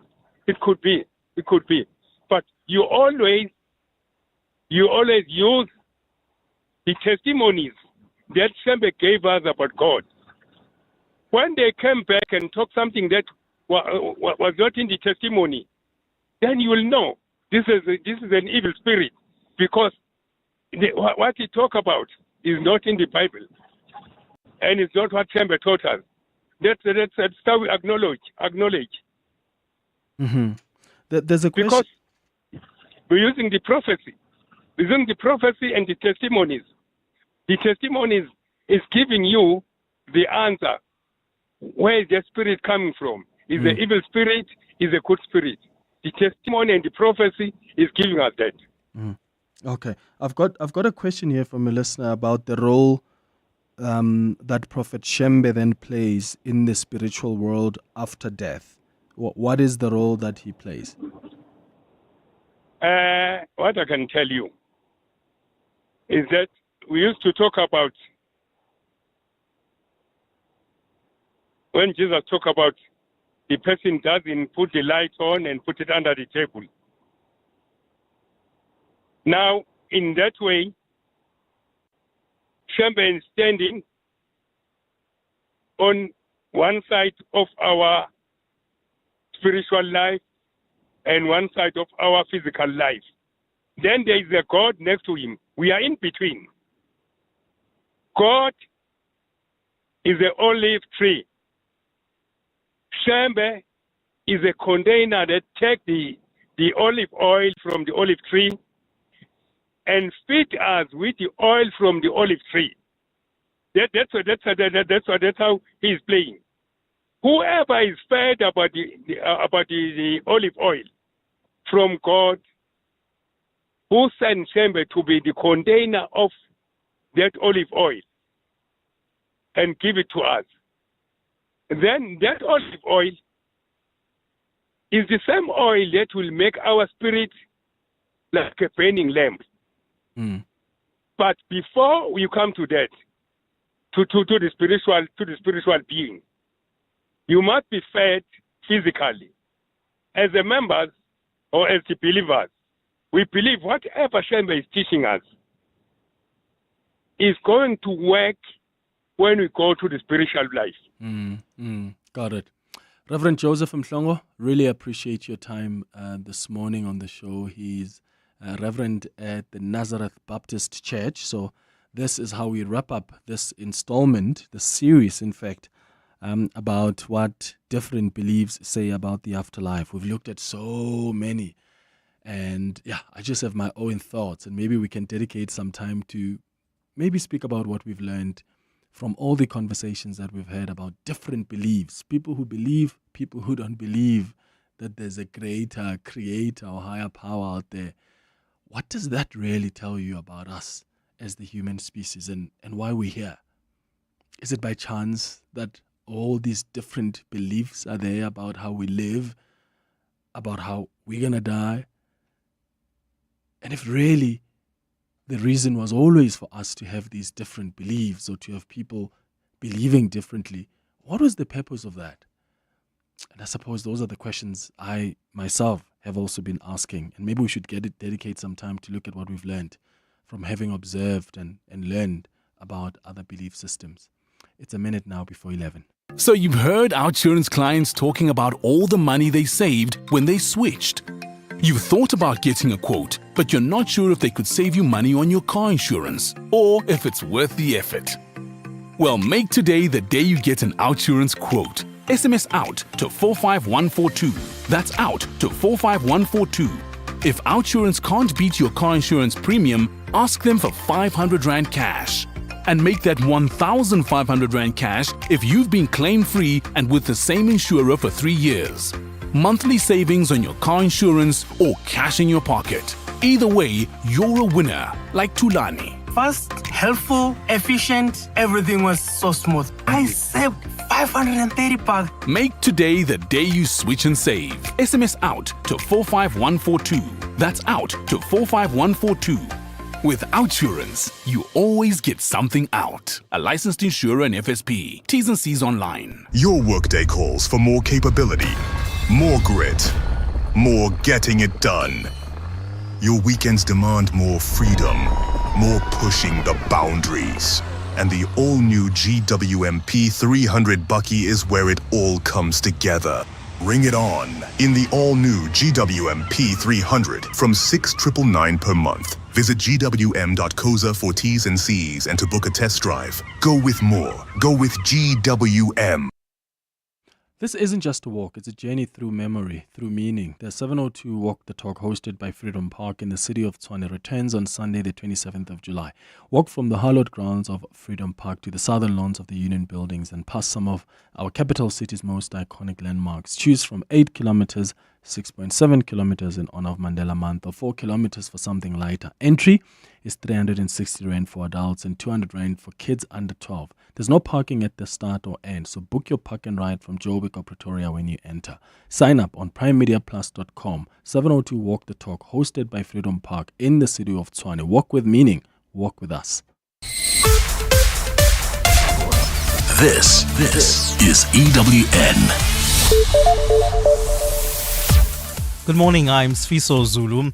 2 hitmen linked to the 2023 murder of the Vice-Chancellor of Fort Hare's bodyguard have been arrested in Gauteng. Bafana Chiliza and Nkosiyazi Maphumulo were handcuffed in Zakaria Park 2 weeks ago for the murder of Mboneli Vesele. Vesele was shot inside a vehicle while waiting for the Vice-Chancellor outside his home in Alice in the Eastern Cape. Last year, police published the pictures of the pair as well as their accomplice, Sipiwo Jejane. Chiliza and Maphumulo joined 10 others who were arrested in 2023 in relation to the Fort Hare murders. Police spokesperson Atlenda Mate says they're still searching for Jejane. I can confirm that on the 21st of June, the team proceeded to Zakaria Park in Johannesburg. 2 of the 3 hitmen, Bafana Chiliza and Nkosiyazi Maphumulo, are in custody and will be charged accordingly. The DA's failed ultimatum and fates of the Higher Education Minister are likely to make it onto the ANC's National Working Committee agenda when it meets this afternoon. This will be the first time the NWC sits since the DA threatened the government of national unity and then backtracked, announcing it would instead not participate in the national dialogue. There have been a series of rocky patches in the coalition government, with the latest chapter being brought on by President Cyril Ramaphosa's sacking of Andrew Whitfield as Deputy Minister at Trade and Industry. Sidi Madia takes a look. While some in the ANC's NWC have already downplayed the impact of the latest spat between the former Liberation Party and its coalition partner, the DA, others are growing frustrated and want out. Senior members of the ANC are likely to affirm Ramaphosa's decision, which has largely been questioned due to the timing of his firing of Andrew Whitfield. EWN understands the president acted with political expediency in mind, with growing pressure in some pockets of the ANC that remain opposed to the GNU. Meanwhile, the fate of Higher Education Minister Nobuhle Nkabani is likely to also come under discussion. This is some in and out of the party call for her head. Insiders are of the belief that she too should have been sacked, while others want Parliament to complete its process before she gets the boot. The minister stands accused of lying to Parliament about her independent panel and the SITA board appointments. Sidi Madia, Eyewitness News. 4 former Transnet employees will appear in the Palmbridge Magistrates Court this morning after handing themselves over to police. It's understood that among them is ex-Transnet CEO Brian Molefe. The case relates to the acquisition of locomotives at Transnet worth close to 100 million rand. The Hawks have confirmed their arrest, saying more details will be divulged once they appear in court. Gender activist Lisa Vetten is testifying in the Judicial Conduct Tribunal investigating allegations of sexual harassment against Eastern Cape Judge President Selby Mbenenge. Last month, the tribunal ruled in favor of having Vetten testify before it. Vetten is the final expert witness to be called, and she's expected to shed light on power dynamics and gender in the workplace, a recurring theme in the submission before the tribunal. The tribunal is investigating Benenge's conduct after High Court Secretary Secretary Andiswa Mengo accused the top judge of making unwanted sexual advances towards her between 2021 and 2022. Earlier this year, Mengo testified in her evidence in chief that she was forced to tread carefully in her interactions with her senior. Panel chairperson, retired Judge President Bernard Mwepe, ruled that Vetten would be allowed to testify despite Mbenenga's legal counsel arguing that her testimony may not be relevant or material. Having considered the matter properly, we are the view that we should rather err on the side of caution, rather allow evidence, even though there is argument about its relevance, allow it nevertheless to be given. We allow it to be given because we are confident that if it is irrelevant, we'll be able to hold accordingly at any time. Contrast that with a situation where you exclude evidence, which might well be relevant and material. And U.S. authorities have found the body of a gunman suspected of starting a wildfire, then shooting firefighters tackling the blaze in Idaho. The suspected shooter was found dead with a firearm at a popular park and hiking area following an hours-long standoff as the fire raged. Police believe the unidentified suspect started the blaze intentionally yesterday. 2 firefighters were shot dead while a third one was injured and taken to hospital.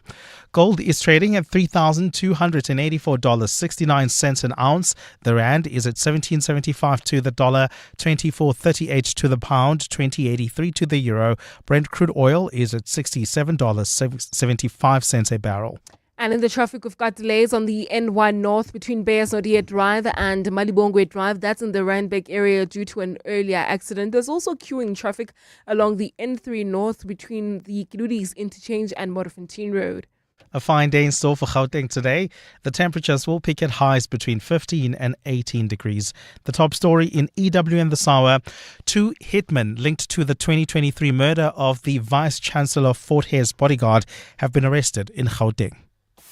EWN, in touch, in tune, and independent.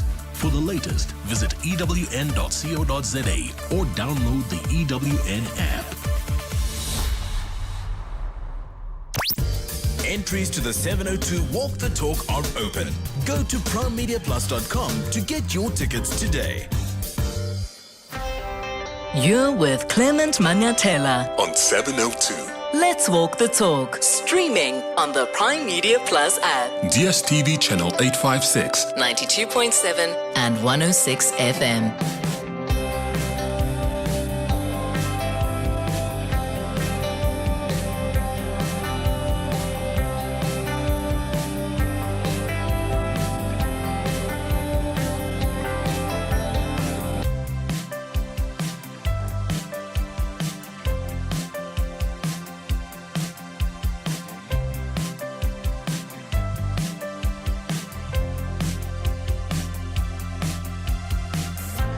8 minutes after 11 o'clock. Dumelang, welcome to the third and final hour of the Clement Manyathela Show. Time now for the Family Matters feature. 702. Family Matters. So, on our Family Matters feature today, we're talking about competition in the family. Do you come from a highly competitive family? I want us to understand this morning, when is it healthy and when is it unhealthy? Competition, that is. Do you and your siblings or cousins have some competition among you? And how has that affected the dynamics in the family? Sometimes you may compete about who can run faster during a day outside, but sometimes there's a competitive spirit among family, whether it's siblings, whether it's lovers, or even it's extended family, that can be dangerous. Maybe it's even between you and your spouse, you and your partner. Competition in families can be destructive and it can cause long-lasting conflict. And yes, some competition can be a motivator for growth, can be a motivator for achievement, but it can also lead to jealousy, can lead to resentment and strained relationships if not managed properly. So I want us to look at that, and I'd like you to share your experiences with us. Maybe you grew up in a competitive family.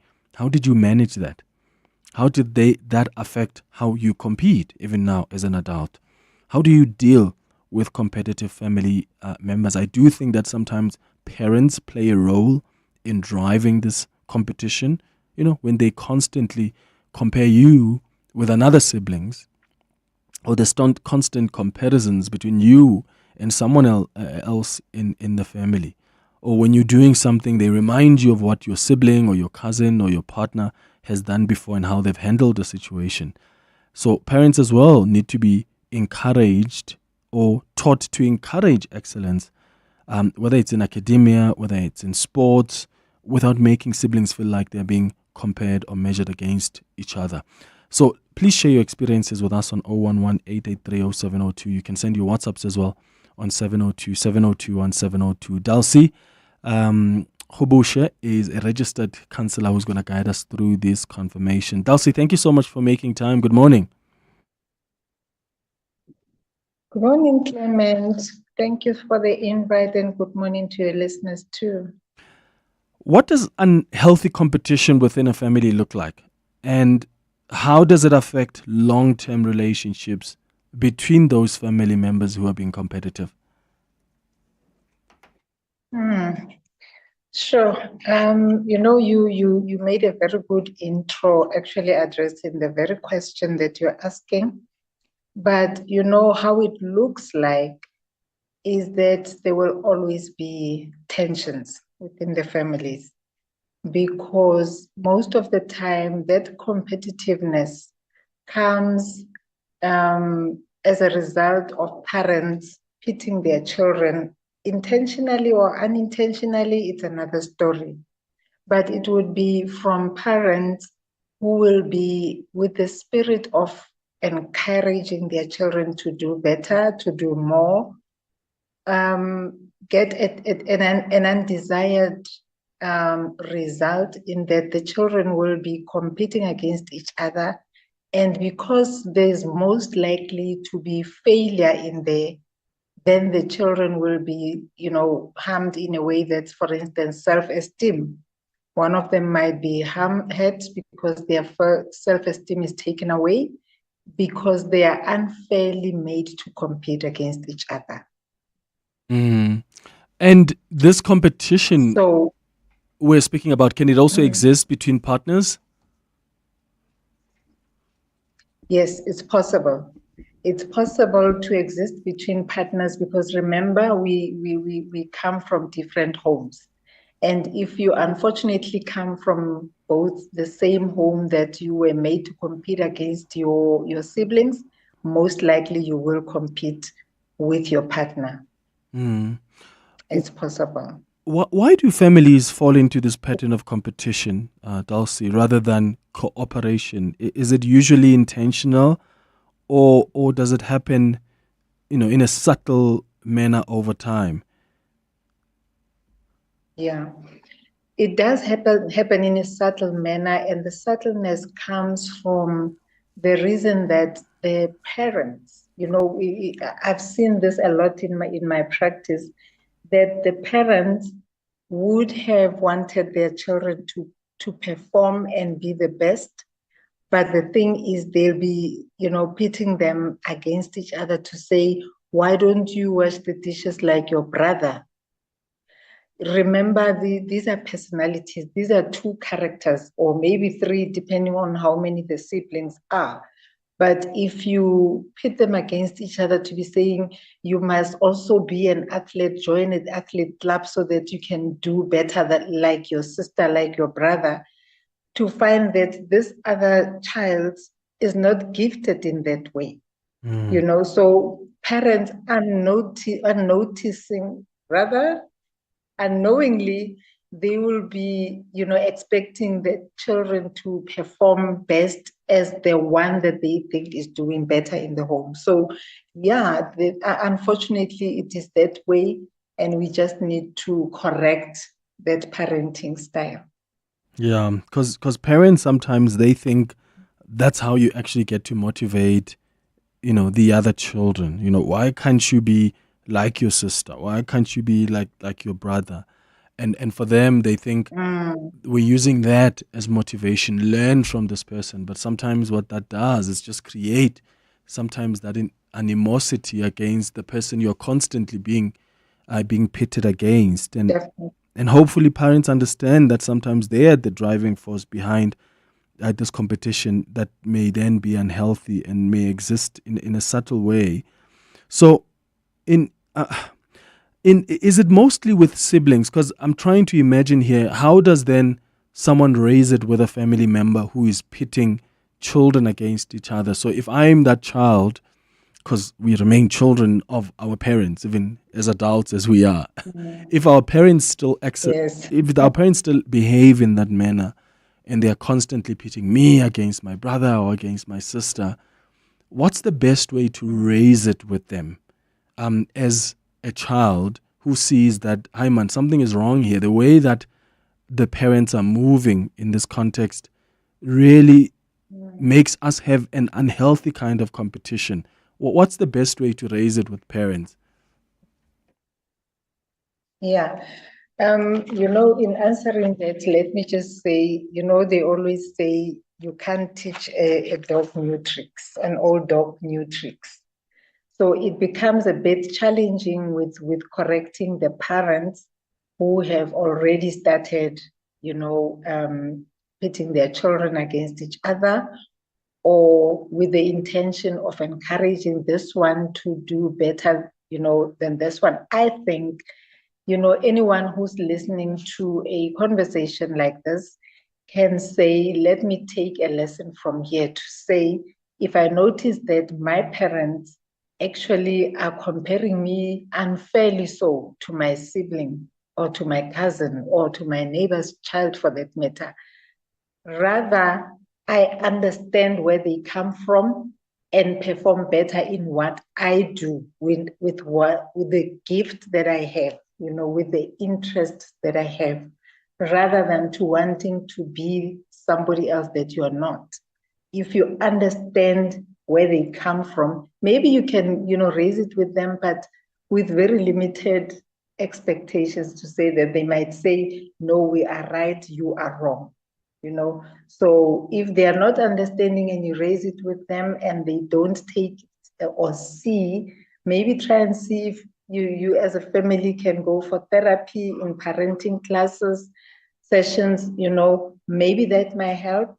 But otherwise you can just, make peace with it yourself and understand where they come from, and maybe try as siblings, sit down with your siblings and say, you know what?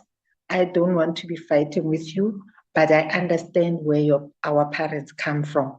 Maybe as siblings, you can try and resolve it from that angle. Mm-hmm.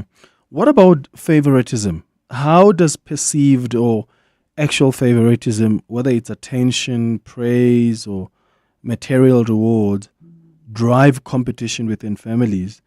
Because that's sometimes what happens, where children can already see that there's favoritism towards this particular member of the family. And I would imagine sometimes that can also drive competition within families, because you also want to be given the praises like that. There are people who have gone out to work so hard thinking that that's going to earn them that favor that has never been displayed towards them when they were growing up. How does then favoritism become a critical element in the possibility of driving that competition within the family? Yeah, and it's one of the biggest contributors. Favoritism, I don't know what can be done with it, but, it plays a big role, because then it takes one child, puts them on a pedestal, and unfairly so, it's so unfair, because you are making people who are not gifted the same to compete on the same level, in the same platform, which is so unfair, because it is guaranteed the other one is going to fail. Sometimes it becomes a matter of not parents having favorites as such, but let me give you an example that I'm just thinking about. If the one child, say maybe especially the firstborn, is gifted or has whatever that they are involved in and they are doing very well, and in time say maybe after a couple of years, with the attention they were always getting, being the only child, and they are using to being this one person that gets all the praises. When the next sibling is born, most likely now there's going to be resentment from this one because they are used to getting all the attention, all the praises, and all of that. Now, this one who comes after is now going to be the spotlight, and it might affect the relationship with the elder one. You see, now the parents are not responsible for having favorites, but unfortunately, they got children, and meantime, the only child, and they got all the attention and all the praises, and. So this one, when they come, the siblings that come after this one really are going to have some resentment. This one is going to resent the younger ones because they are taking away from them the spotlight they are used to. So sometimes parents are responsible because they have their favorites, but sometimes they're not really responsible. It's just the way things happened. But if you are conscious as a parent, this is what I call conscious parenting, to say whatever you do with your children, when you raise your children, make sure that you're always conscious that they are different and they're not the same. Don't necessarily raise them the same. Make sure that you understand each child as their own person. It's a different personality. Treat them as such. Love them equally as your children, but make sure that you don't make a mistake to think that they will do the same all the time.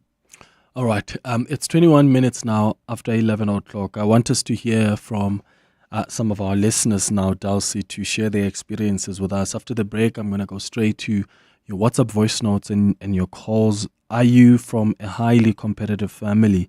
How has that impacted you and how you engage with competition? As we said, as Dulcie said earlier, sometimes it's the parents themselves, the guardians, who are driving that competition when they're constantly comparing you with someone else, or sometimes they're showing favoritisms towards a particular child, and all you want to do for the rest of your life is to want to feel included, right? Is to constantly work towards the approval and the favor of those guardians, because you have never been in a situation where you were the favored one. So did you grow up in a competitive family?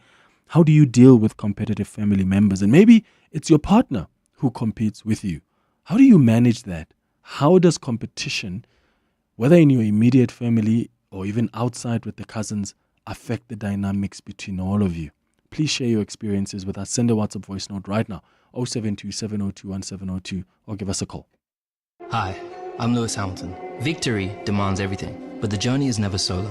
My team carves the way, data and innovation are my compass. This is how today's champions are made. Drive your success and trade like a champion. CFI, a global leading broker now in South Africa. Access over 15,000 instruments, advanced trading tools, 24/7 support, and superior trading services. Visit cfi.trade today. CFI Financial is an authorized financial services provider. CFI, empower yourself. Beauty lovers, listen up. It's time to treat yourself, because Takealot's month end beauty sale is now on, with savings of up to 50% off. That's right, fabulous beauty deals just for you. Revamp your look with their top winter skincare products. Add the perfect mascara to make your eyes pop, or find your signature scent with luxury perfumes. Want that beauty spoil now? Well, get unlimited same-day delivery with Takealot More. Download the Takealot app and indulge in the month-end beauty sale. From 24 to 27 July, Decorex Joburg returns to the Sandton Convention Center, now spanning 5 halls. Explore over 300 brands, shop exclusive show specials, and discover the latest in interiors, kitchens, bathrooms, and luxury finishes. Experience live interactive demos, expert-led talks, and the Handmade Africa Design Market. There's something for every style, space, and home. Book your tickets now at decorex.co.za or at the door. Some walks are just for exercise, others for leisure. But this walk is for something greater. It's team building. This July, you won't just take a step, you'll take a stand. You'll walk through history. You'll walk with it. On Sunday, 27 July, the 702 Walk the Talk, hosted by Freedom Park in the city of Tshwane, returns. It's a route that winds through the heart and soul of our capital city, from the sacred grounds of Freedom Park to the powerful steps of the Union buildings. Choose the 8 kilometer for those walking strong, the 6.7 kilometer in honor of Mandela Month, or the 4 kilometer for families and first-timers. Entries are 360 Rand for adults, 200 Rand for children under 12. Enter now on primemediaplus.com. 702 Walk the Talk, hosted by Freedom Park in the city of Tshwane, is where footsteps become footprints. 702. Family Matters.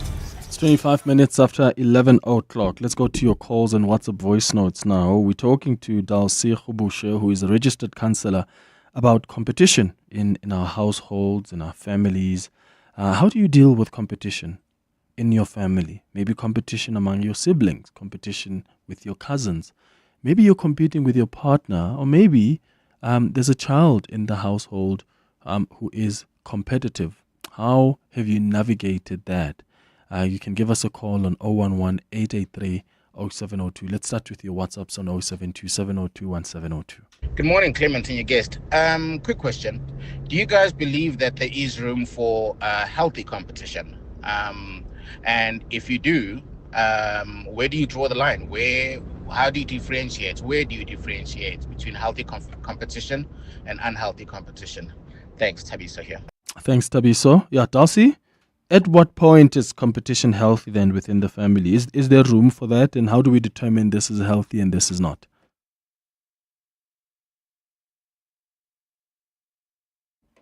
Hi, Dulcie. Okay, Dulcie is probably having issues there with the connection. I suspect you are muted there. Dulcie? Okay, we'll come back to that. We'll try and check out what's wrong with that line. Let's go to your calls in the meantime. Zazo, you are calling us from Pretoria. Good morning.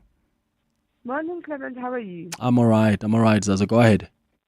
Clement, I am so frustrated. I've got 2 kids, 8 years difference, or the gap. One is 13, turning 14 in August. One is 5, turning 6 in August. The 13-year-old is always comparing himself to this little girl, that the girl gets more attention, and he's at boarding school.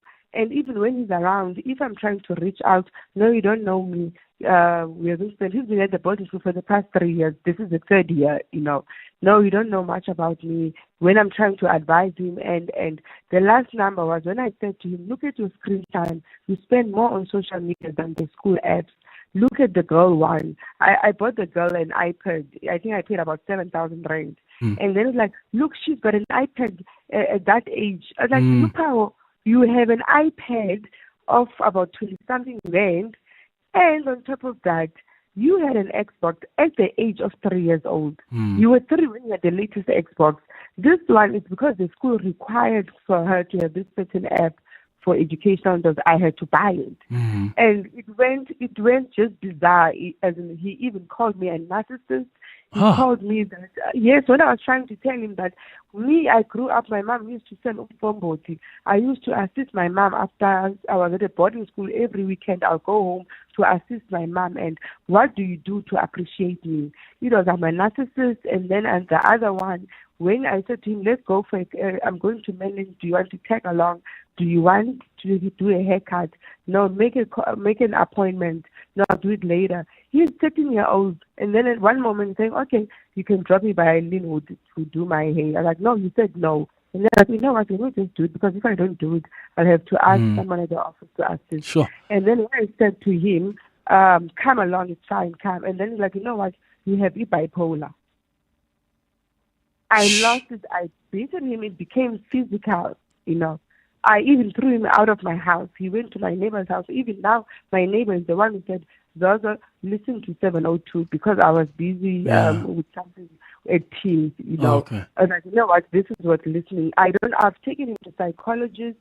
I asked, what is the hatred? What is the anger? I saw something rising star disciplinary hearing, your disciplinary doubts for kids. I inquired, because I don't know what to do. Yeah. Male feeder. Sure, Zazo. That sounds so complex. I mean, whoa. I don't know where to begin, but it seems like there's a lot here that needs to be resolved. There are clearly much bigger issues here. So I'll get Dulcie to respond to that after the headlines. I'll get Dulcie to respond to Tabiso's voice note in that question as well. But please keep your questions, your inputs coming as well. You can call or send a WhatsApp voice note. How have you navigated competition in the family or even competition with your own partner? Have you experienced that? Do you have children who are competing in an unhealthy way against each other? Or maybe you're realizing as a parent now that actually what you used to do, showing favoritism towards one or pitting your kids against each other, was actually driving unhealthy competition between them. Maybe in hindsight, you want to reflect on that. We'll start with those reactions after the headlines. It's 11:30. Sfiso, hi. Thanks, Clements. Good morning. 2 hitmen linked to the 2023 murder of the Vice-Chancellor of Fort Hare's bodyguard have been arrested. Bafana Chiliza and Nkosiyazi Maphumulo were handcuffed in Zakaria Park in southern Johannesburg just 2 weeks ago for the murder of Mbonele Vesele. Vesele was shot inside a vehicle while waiting for the Vice-Chancellor outside his home in Alice in the Eastern Cape. The DA's failed ultimatum and fate of the Higher Education Minister are likely to make it onto the ANC's National Working Committee agenda when it meets this afternoon.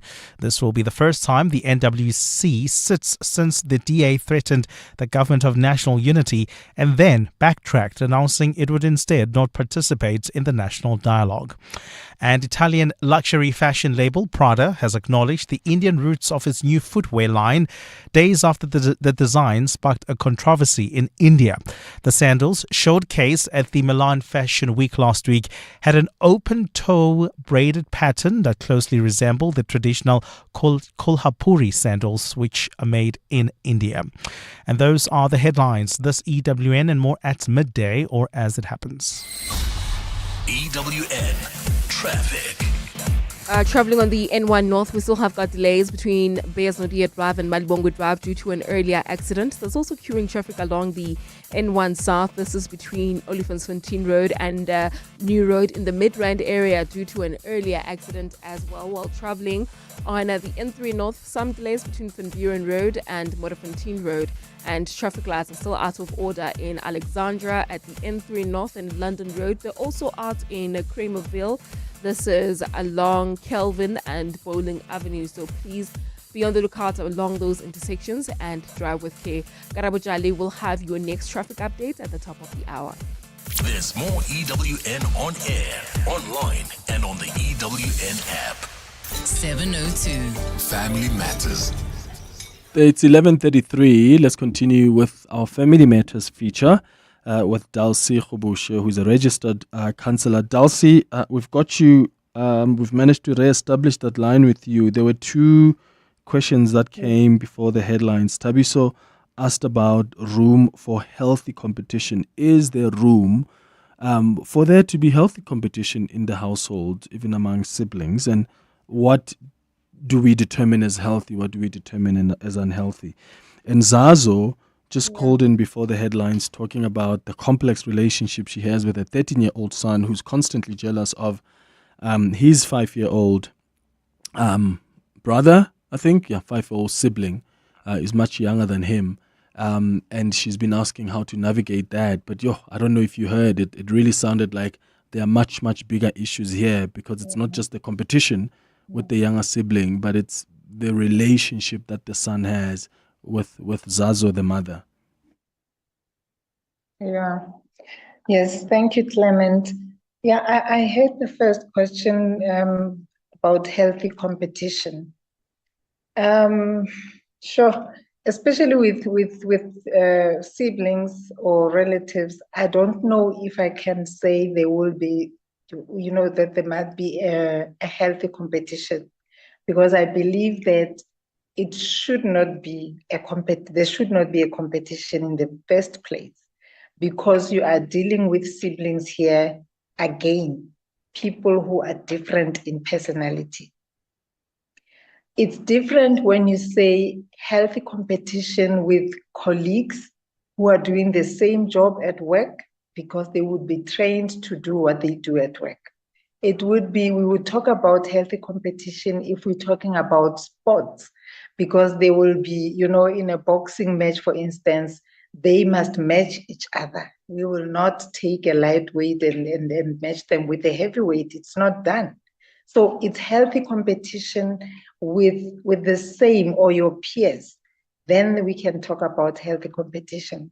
But if we're talking about healthy competition within a household, it might not exist, because we are talking about different people who are gifted differently, personalities are different, ages are different. There's so many differences. So it might be a bit of a challenge to expect to have healthy competition in a household.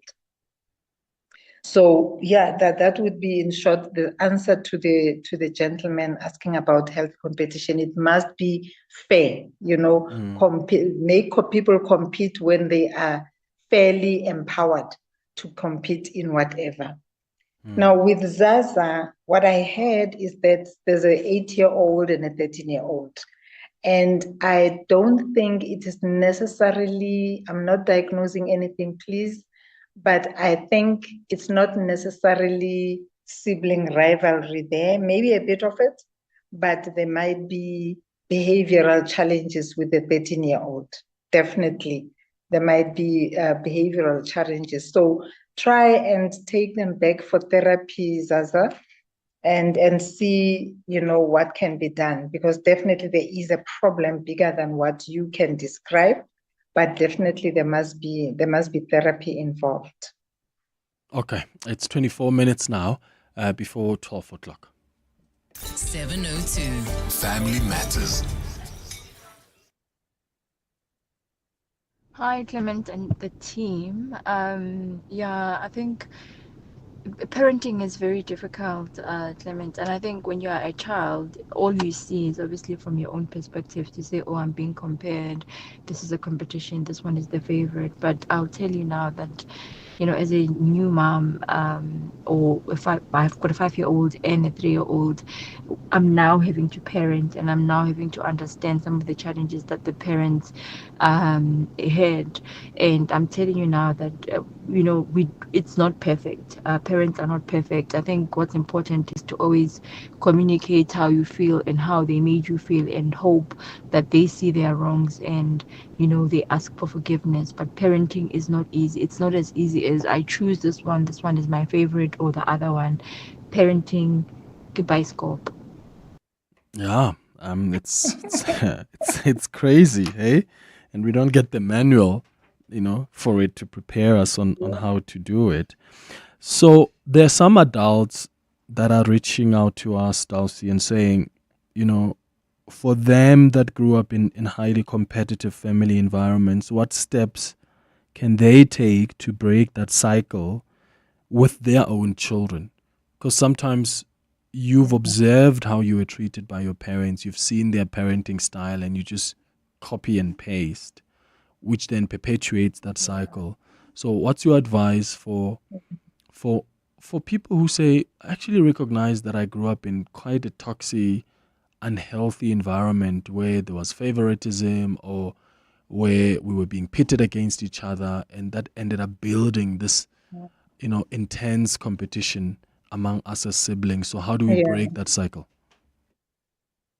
Thanks for the question, Clement. As adults and as parents, when you are mindful of how you do things, when you are mindful that there's this concept of this thing called parent. Sorry, Dulcie, I think we've lost you there. Parenting. Oh yeah, sorry. This thing called parenting what? This thing called parenting doesn't happen automatically. It's a skill that you must acquire. Now we know better. If you are going to do this parenting consciously, it means somebody must have time with you to say, when you are parenting, these are the things, these are the challenges that you are going to meet, And please know that you are going to be raising a family, you're going to be raising children. They are all yours, but they are different. Different even from you as a parent. The fact that you gave birth to these children, they might look like you, physically, but the character of this child, the personality of this child might be very different from you. So you have to be conscious as you parent. Make sure you empower yourself with skills. The thing is, we sometimes want to go for therapy when things are going wrong. Sometimes it's just a tool that you must just, invest in. Go for parenting sessions. Empower yourself so that you consciously parent your children, which means not that you will not make mistakes as a parent, but you will make less mistakes. And as you make less mistakes, you will be able to confront yourself and acknowledge where you did wrong and correct it with your children. So it's just a matter of doing things better and accepting that, not saying, this is how I was brought up and look at me, I'm fine. Because definitely you are not fine. If you are still a parent in this day and age who is going to, pit your children against each other, have this favoritism thing, you're doing this parenting, mentoring, in the wrong way, and you're going to harm your family. So I say, go for it. Empower yourself with skills and tools on how to parent, then it will be better. Okay. Neil, you calling us from Johannesburg. Good morning. Morning, Clement. How are you? Good, man. How are you? I'm good, man. Yeah, I'm having a competition in my relationship, Sometimes, I'm working, I'm at the mid-level position at work. So you find out sometimes whenever I go for shopping, I buy just a pair of pants just to add, you understand, because you need to be presentable.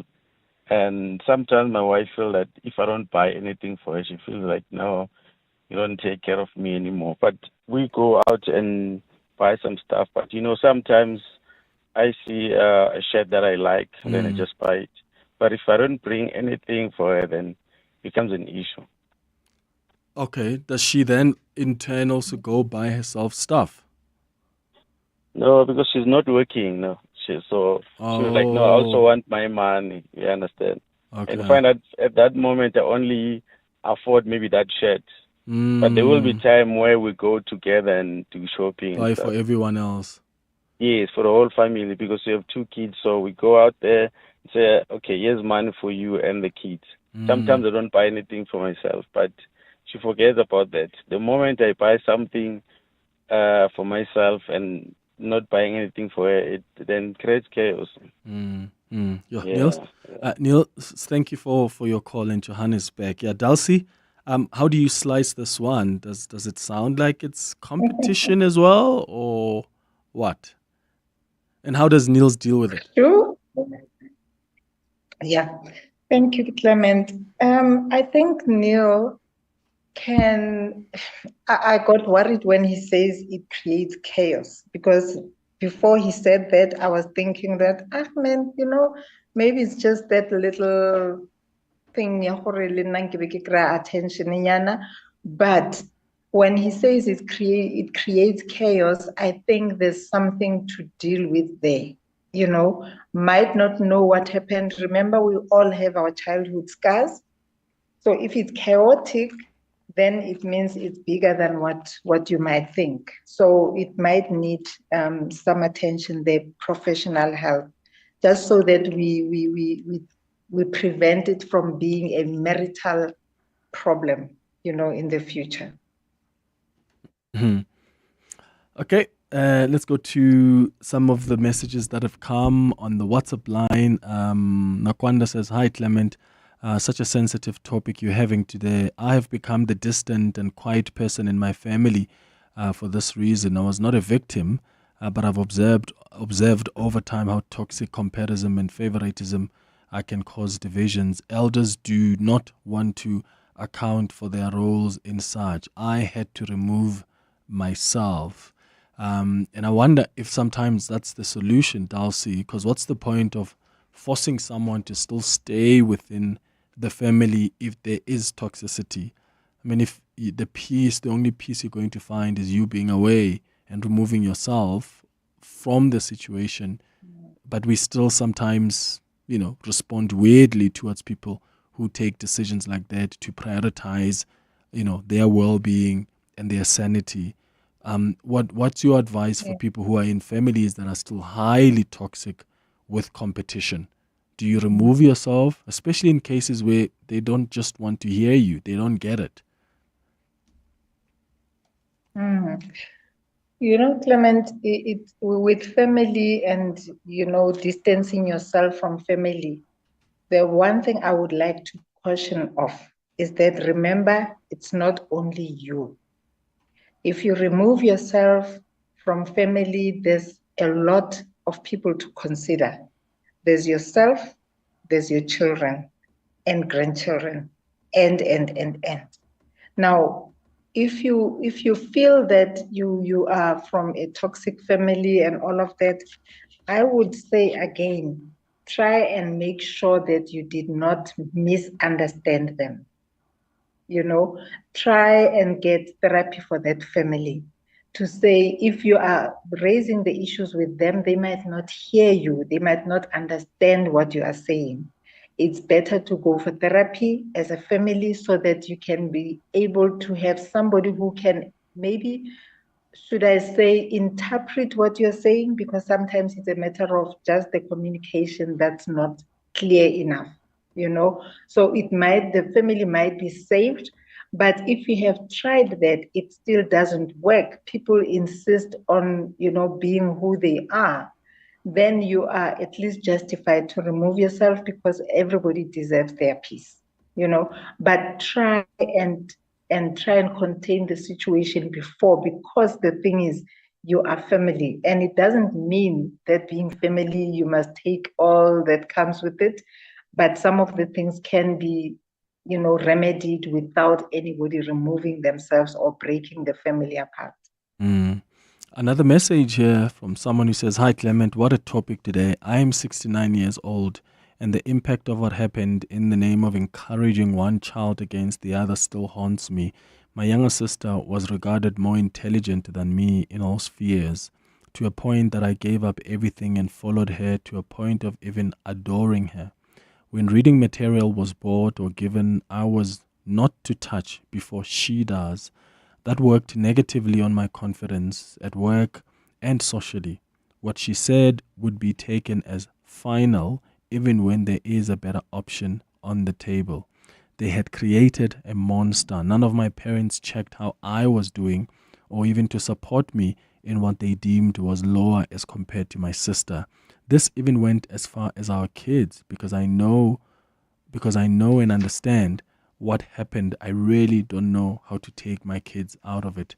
It's really a sad situation." That's a message there from Anonymous on the WhatsApp line. Yeah. It's 12 minutes before 12. I'll get Dulcie to respond to that, and also continue with more of your calls and WhatsApps after the break.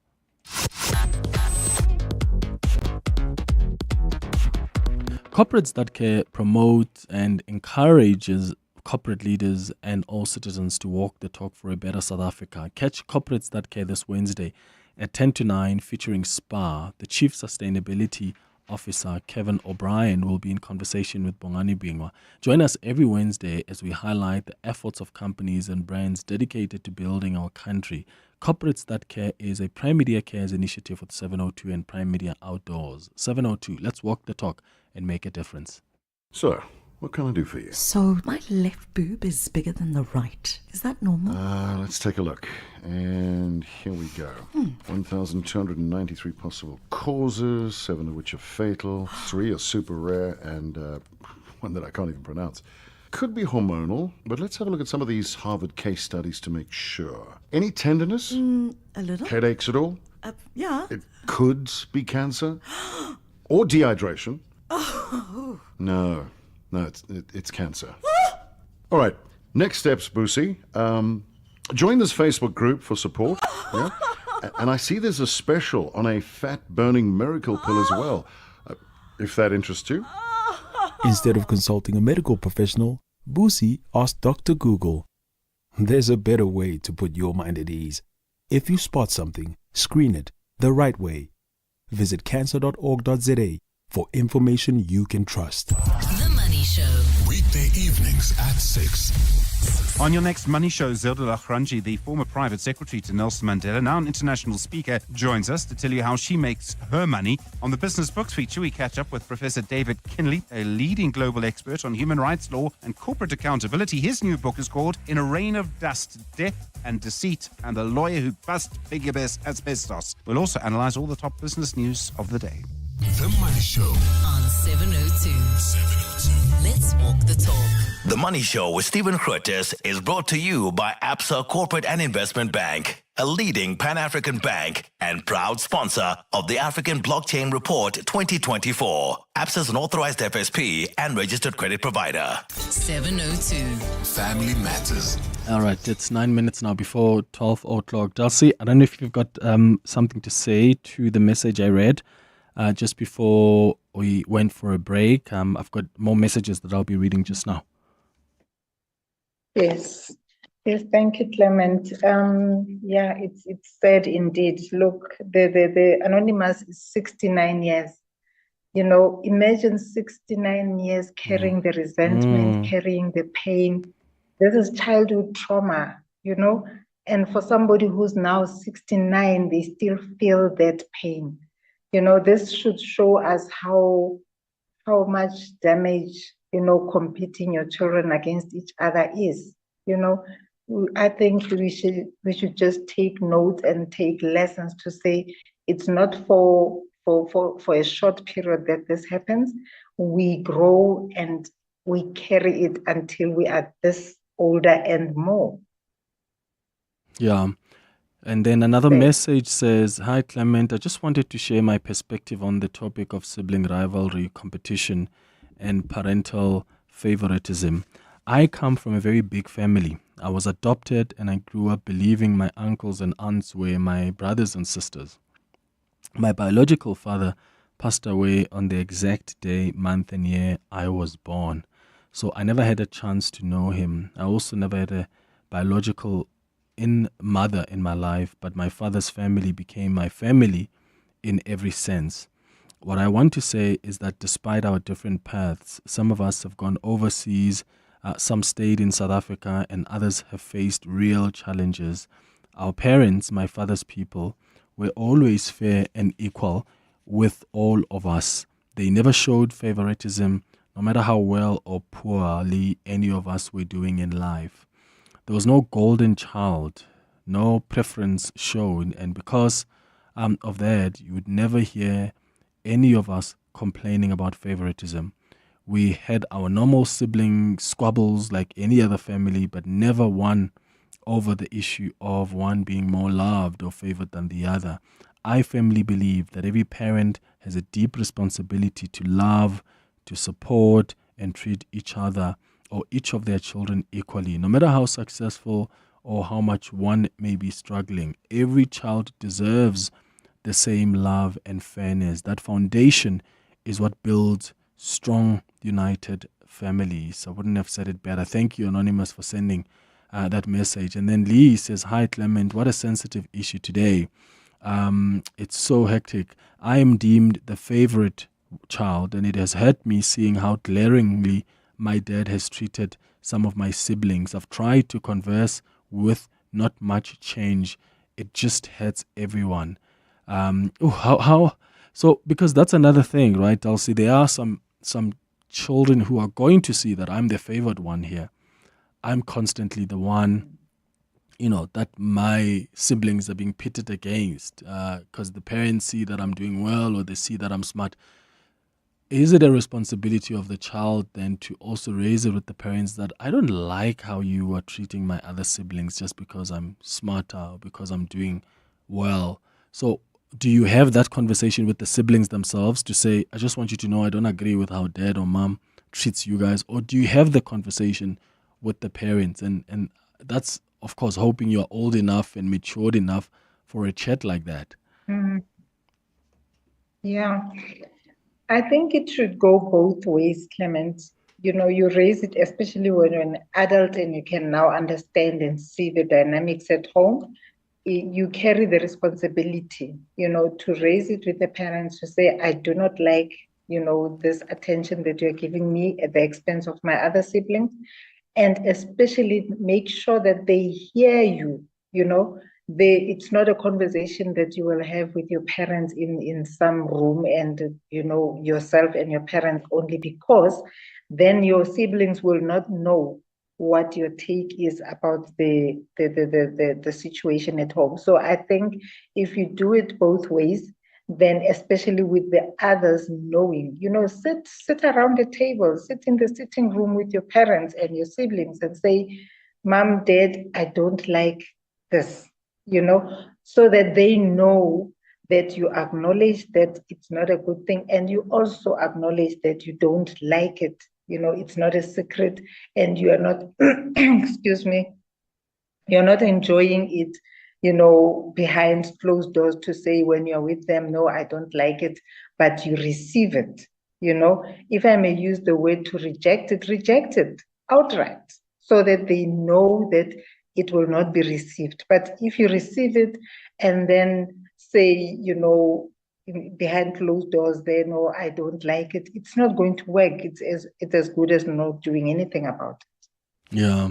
Dulcie, thank you so much for making time for us. Dulcie Khobushe is a registered counselor who's been guiding us through this important conversation. I see some of you are saying, Clement, we have to repeat this chat. Well, just get the podcast. Yeah? If there's someone you really want to listen to this conversation, just Google Family Matters podcasts, and they should be coming up. You can just send them a link to listen. It's 4 minutes now before 12. Aubrey Masango. Weekday evenings, 8 to midnight. President Cyril Ramaphosa standing up to relieve Deputy Minister Whitfield of his duties. We are told that the reason why Mr. Whitfield was fired is because he went to the United States during that time when certain organizations were looking for favor with people in the United States. But hell, man, when you start to think about the issues that hang over ministers such as Thembisa Malan, Deputy President Paul Mashatile, the Minister of Higher Education. Hell, man. Aubrey Masango. 8 to midnight on 702. 702. Feel the thunder. South Africa, the countdown is on. Saturday, 5th July, the Thunder of Who's returns to Hollywood Bets Greyville Racecourse for the 129th running of the Hollywood Bets Durban July. Feel the pulse pounding horse racing action as the continent's top thoroughbreds race for glory. A vibrant celebration of culture, champions, and the pursuit of greatness. Who will take the title? Tickets are galloping away. Grab yours now at Ticket Pro. The Hollywood Bets Durban July, Africa's greatest horse racing and social event. Kickstart your small business with a starter bundle from Nedbank. Enjoy free transactions for 6 months, including free cash deposits and withdrawals and a free debit card with easy digital access and a dedicated banker to guide you along every step of the way. Open a Nedbank starter bundle with SA's best bank for SMEs. Apply on the Money app today. Nedbank. See money differently. Nedbank is a licensed FSP and credit provider. T's and C's apply. Looking for real ways to live greener? Then don't miss the Green Tip of the Week, your weekly dose of sustainable inspiration from eco-entrepreneurs to climate champions. We sit down with the people making real change. Catch Green Tip of the Week every Tuesday on Afternoon Drive with John Perlman, 3 to 6 p.m. only on 702. Proudly brought to you by Volvo. It's safe to be brave with Volvo. Coming up on the Midday Report with Mandy Wiener. Coming up next, the Midday Report with Mandy Wiener. How are you doing, Mandy? I'm good, thanks. What's popping today? So, former Transnet execs in the dock. I'm busy watching Brian Molefe and Nosh Singh in the dock applying for bail today. A good step by the NPA that's under a lot of criticism. So, bail application there. We'll find out more about that. We'll also pick up on where you left off around the GNU and developments over the weekend. and where it takes us to now. We're also doing this series where we're speaking to different party leaders about 1 year in the GNU. So we'll have General Bantu Holobisa on the show today, the Deputy Defence Minister. The Mbenenge Tribunal has resumed, and then lots of sport to wrap up this weekend. All of a sudden, you're a Norris fan. What's that about? I've always loved London Norris. I've always loved We London literally Norris. took a bet last year that Lando was going to win, and I said he was going to win. Yeah, I didn't believe he was going to win last year. The same way I didn't believe Lewis Hamilton was going to win. But I'm a big fan. In fact, after Lewis, it's like it used to be Charles Leclerc and then Lando. It's now Lando and then Charles Leclerc. Did you watch the F1 movie yet?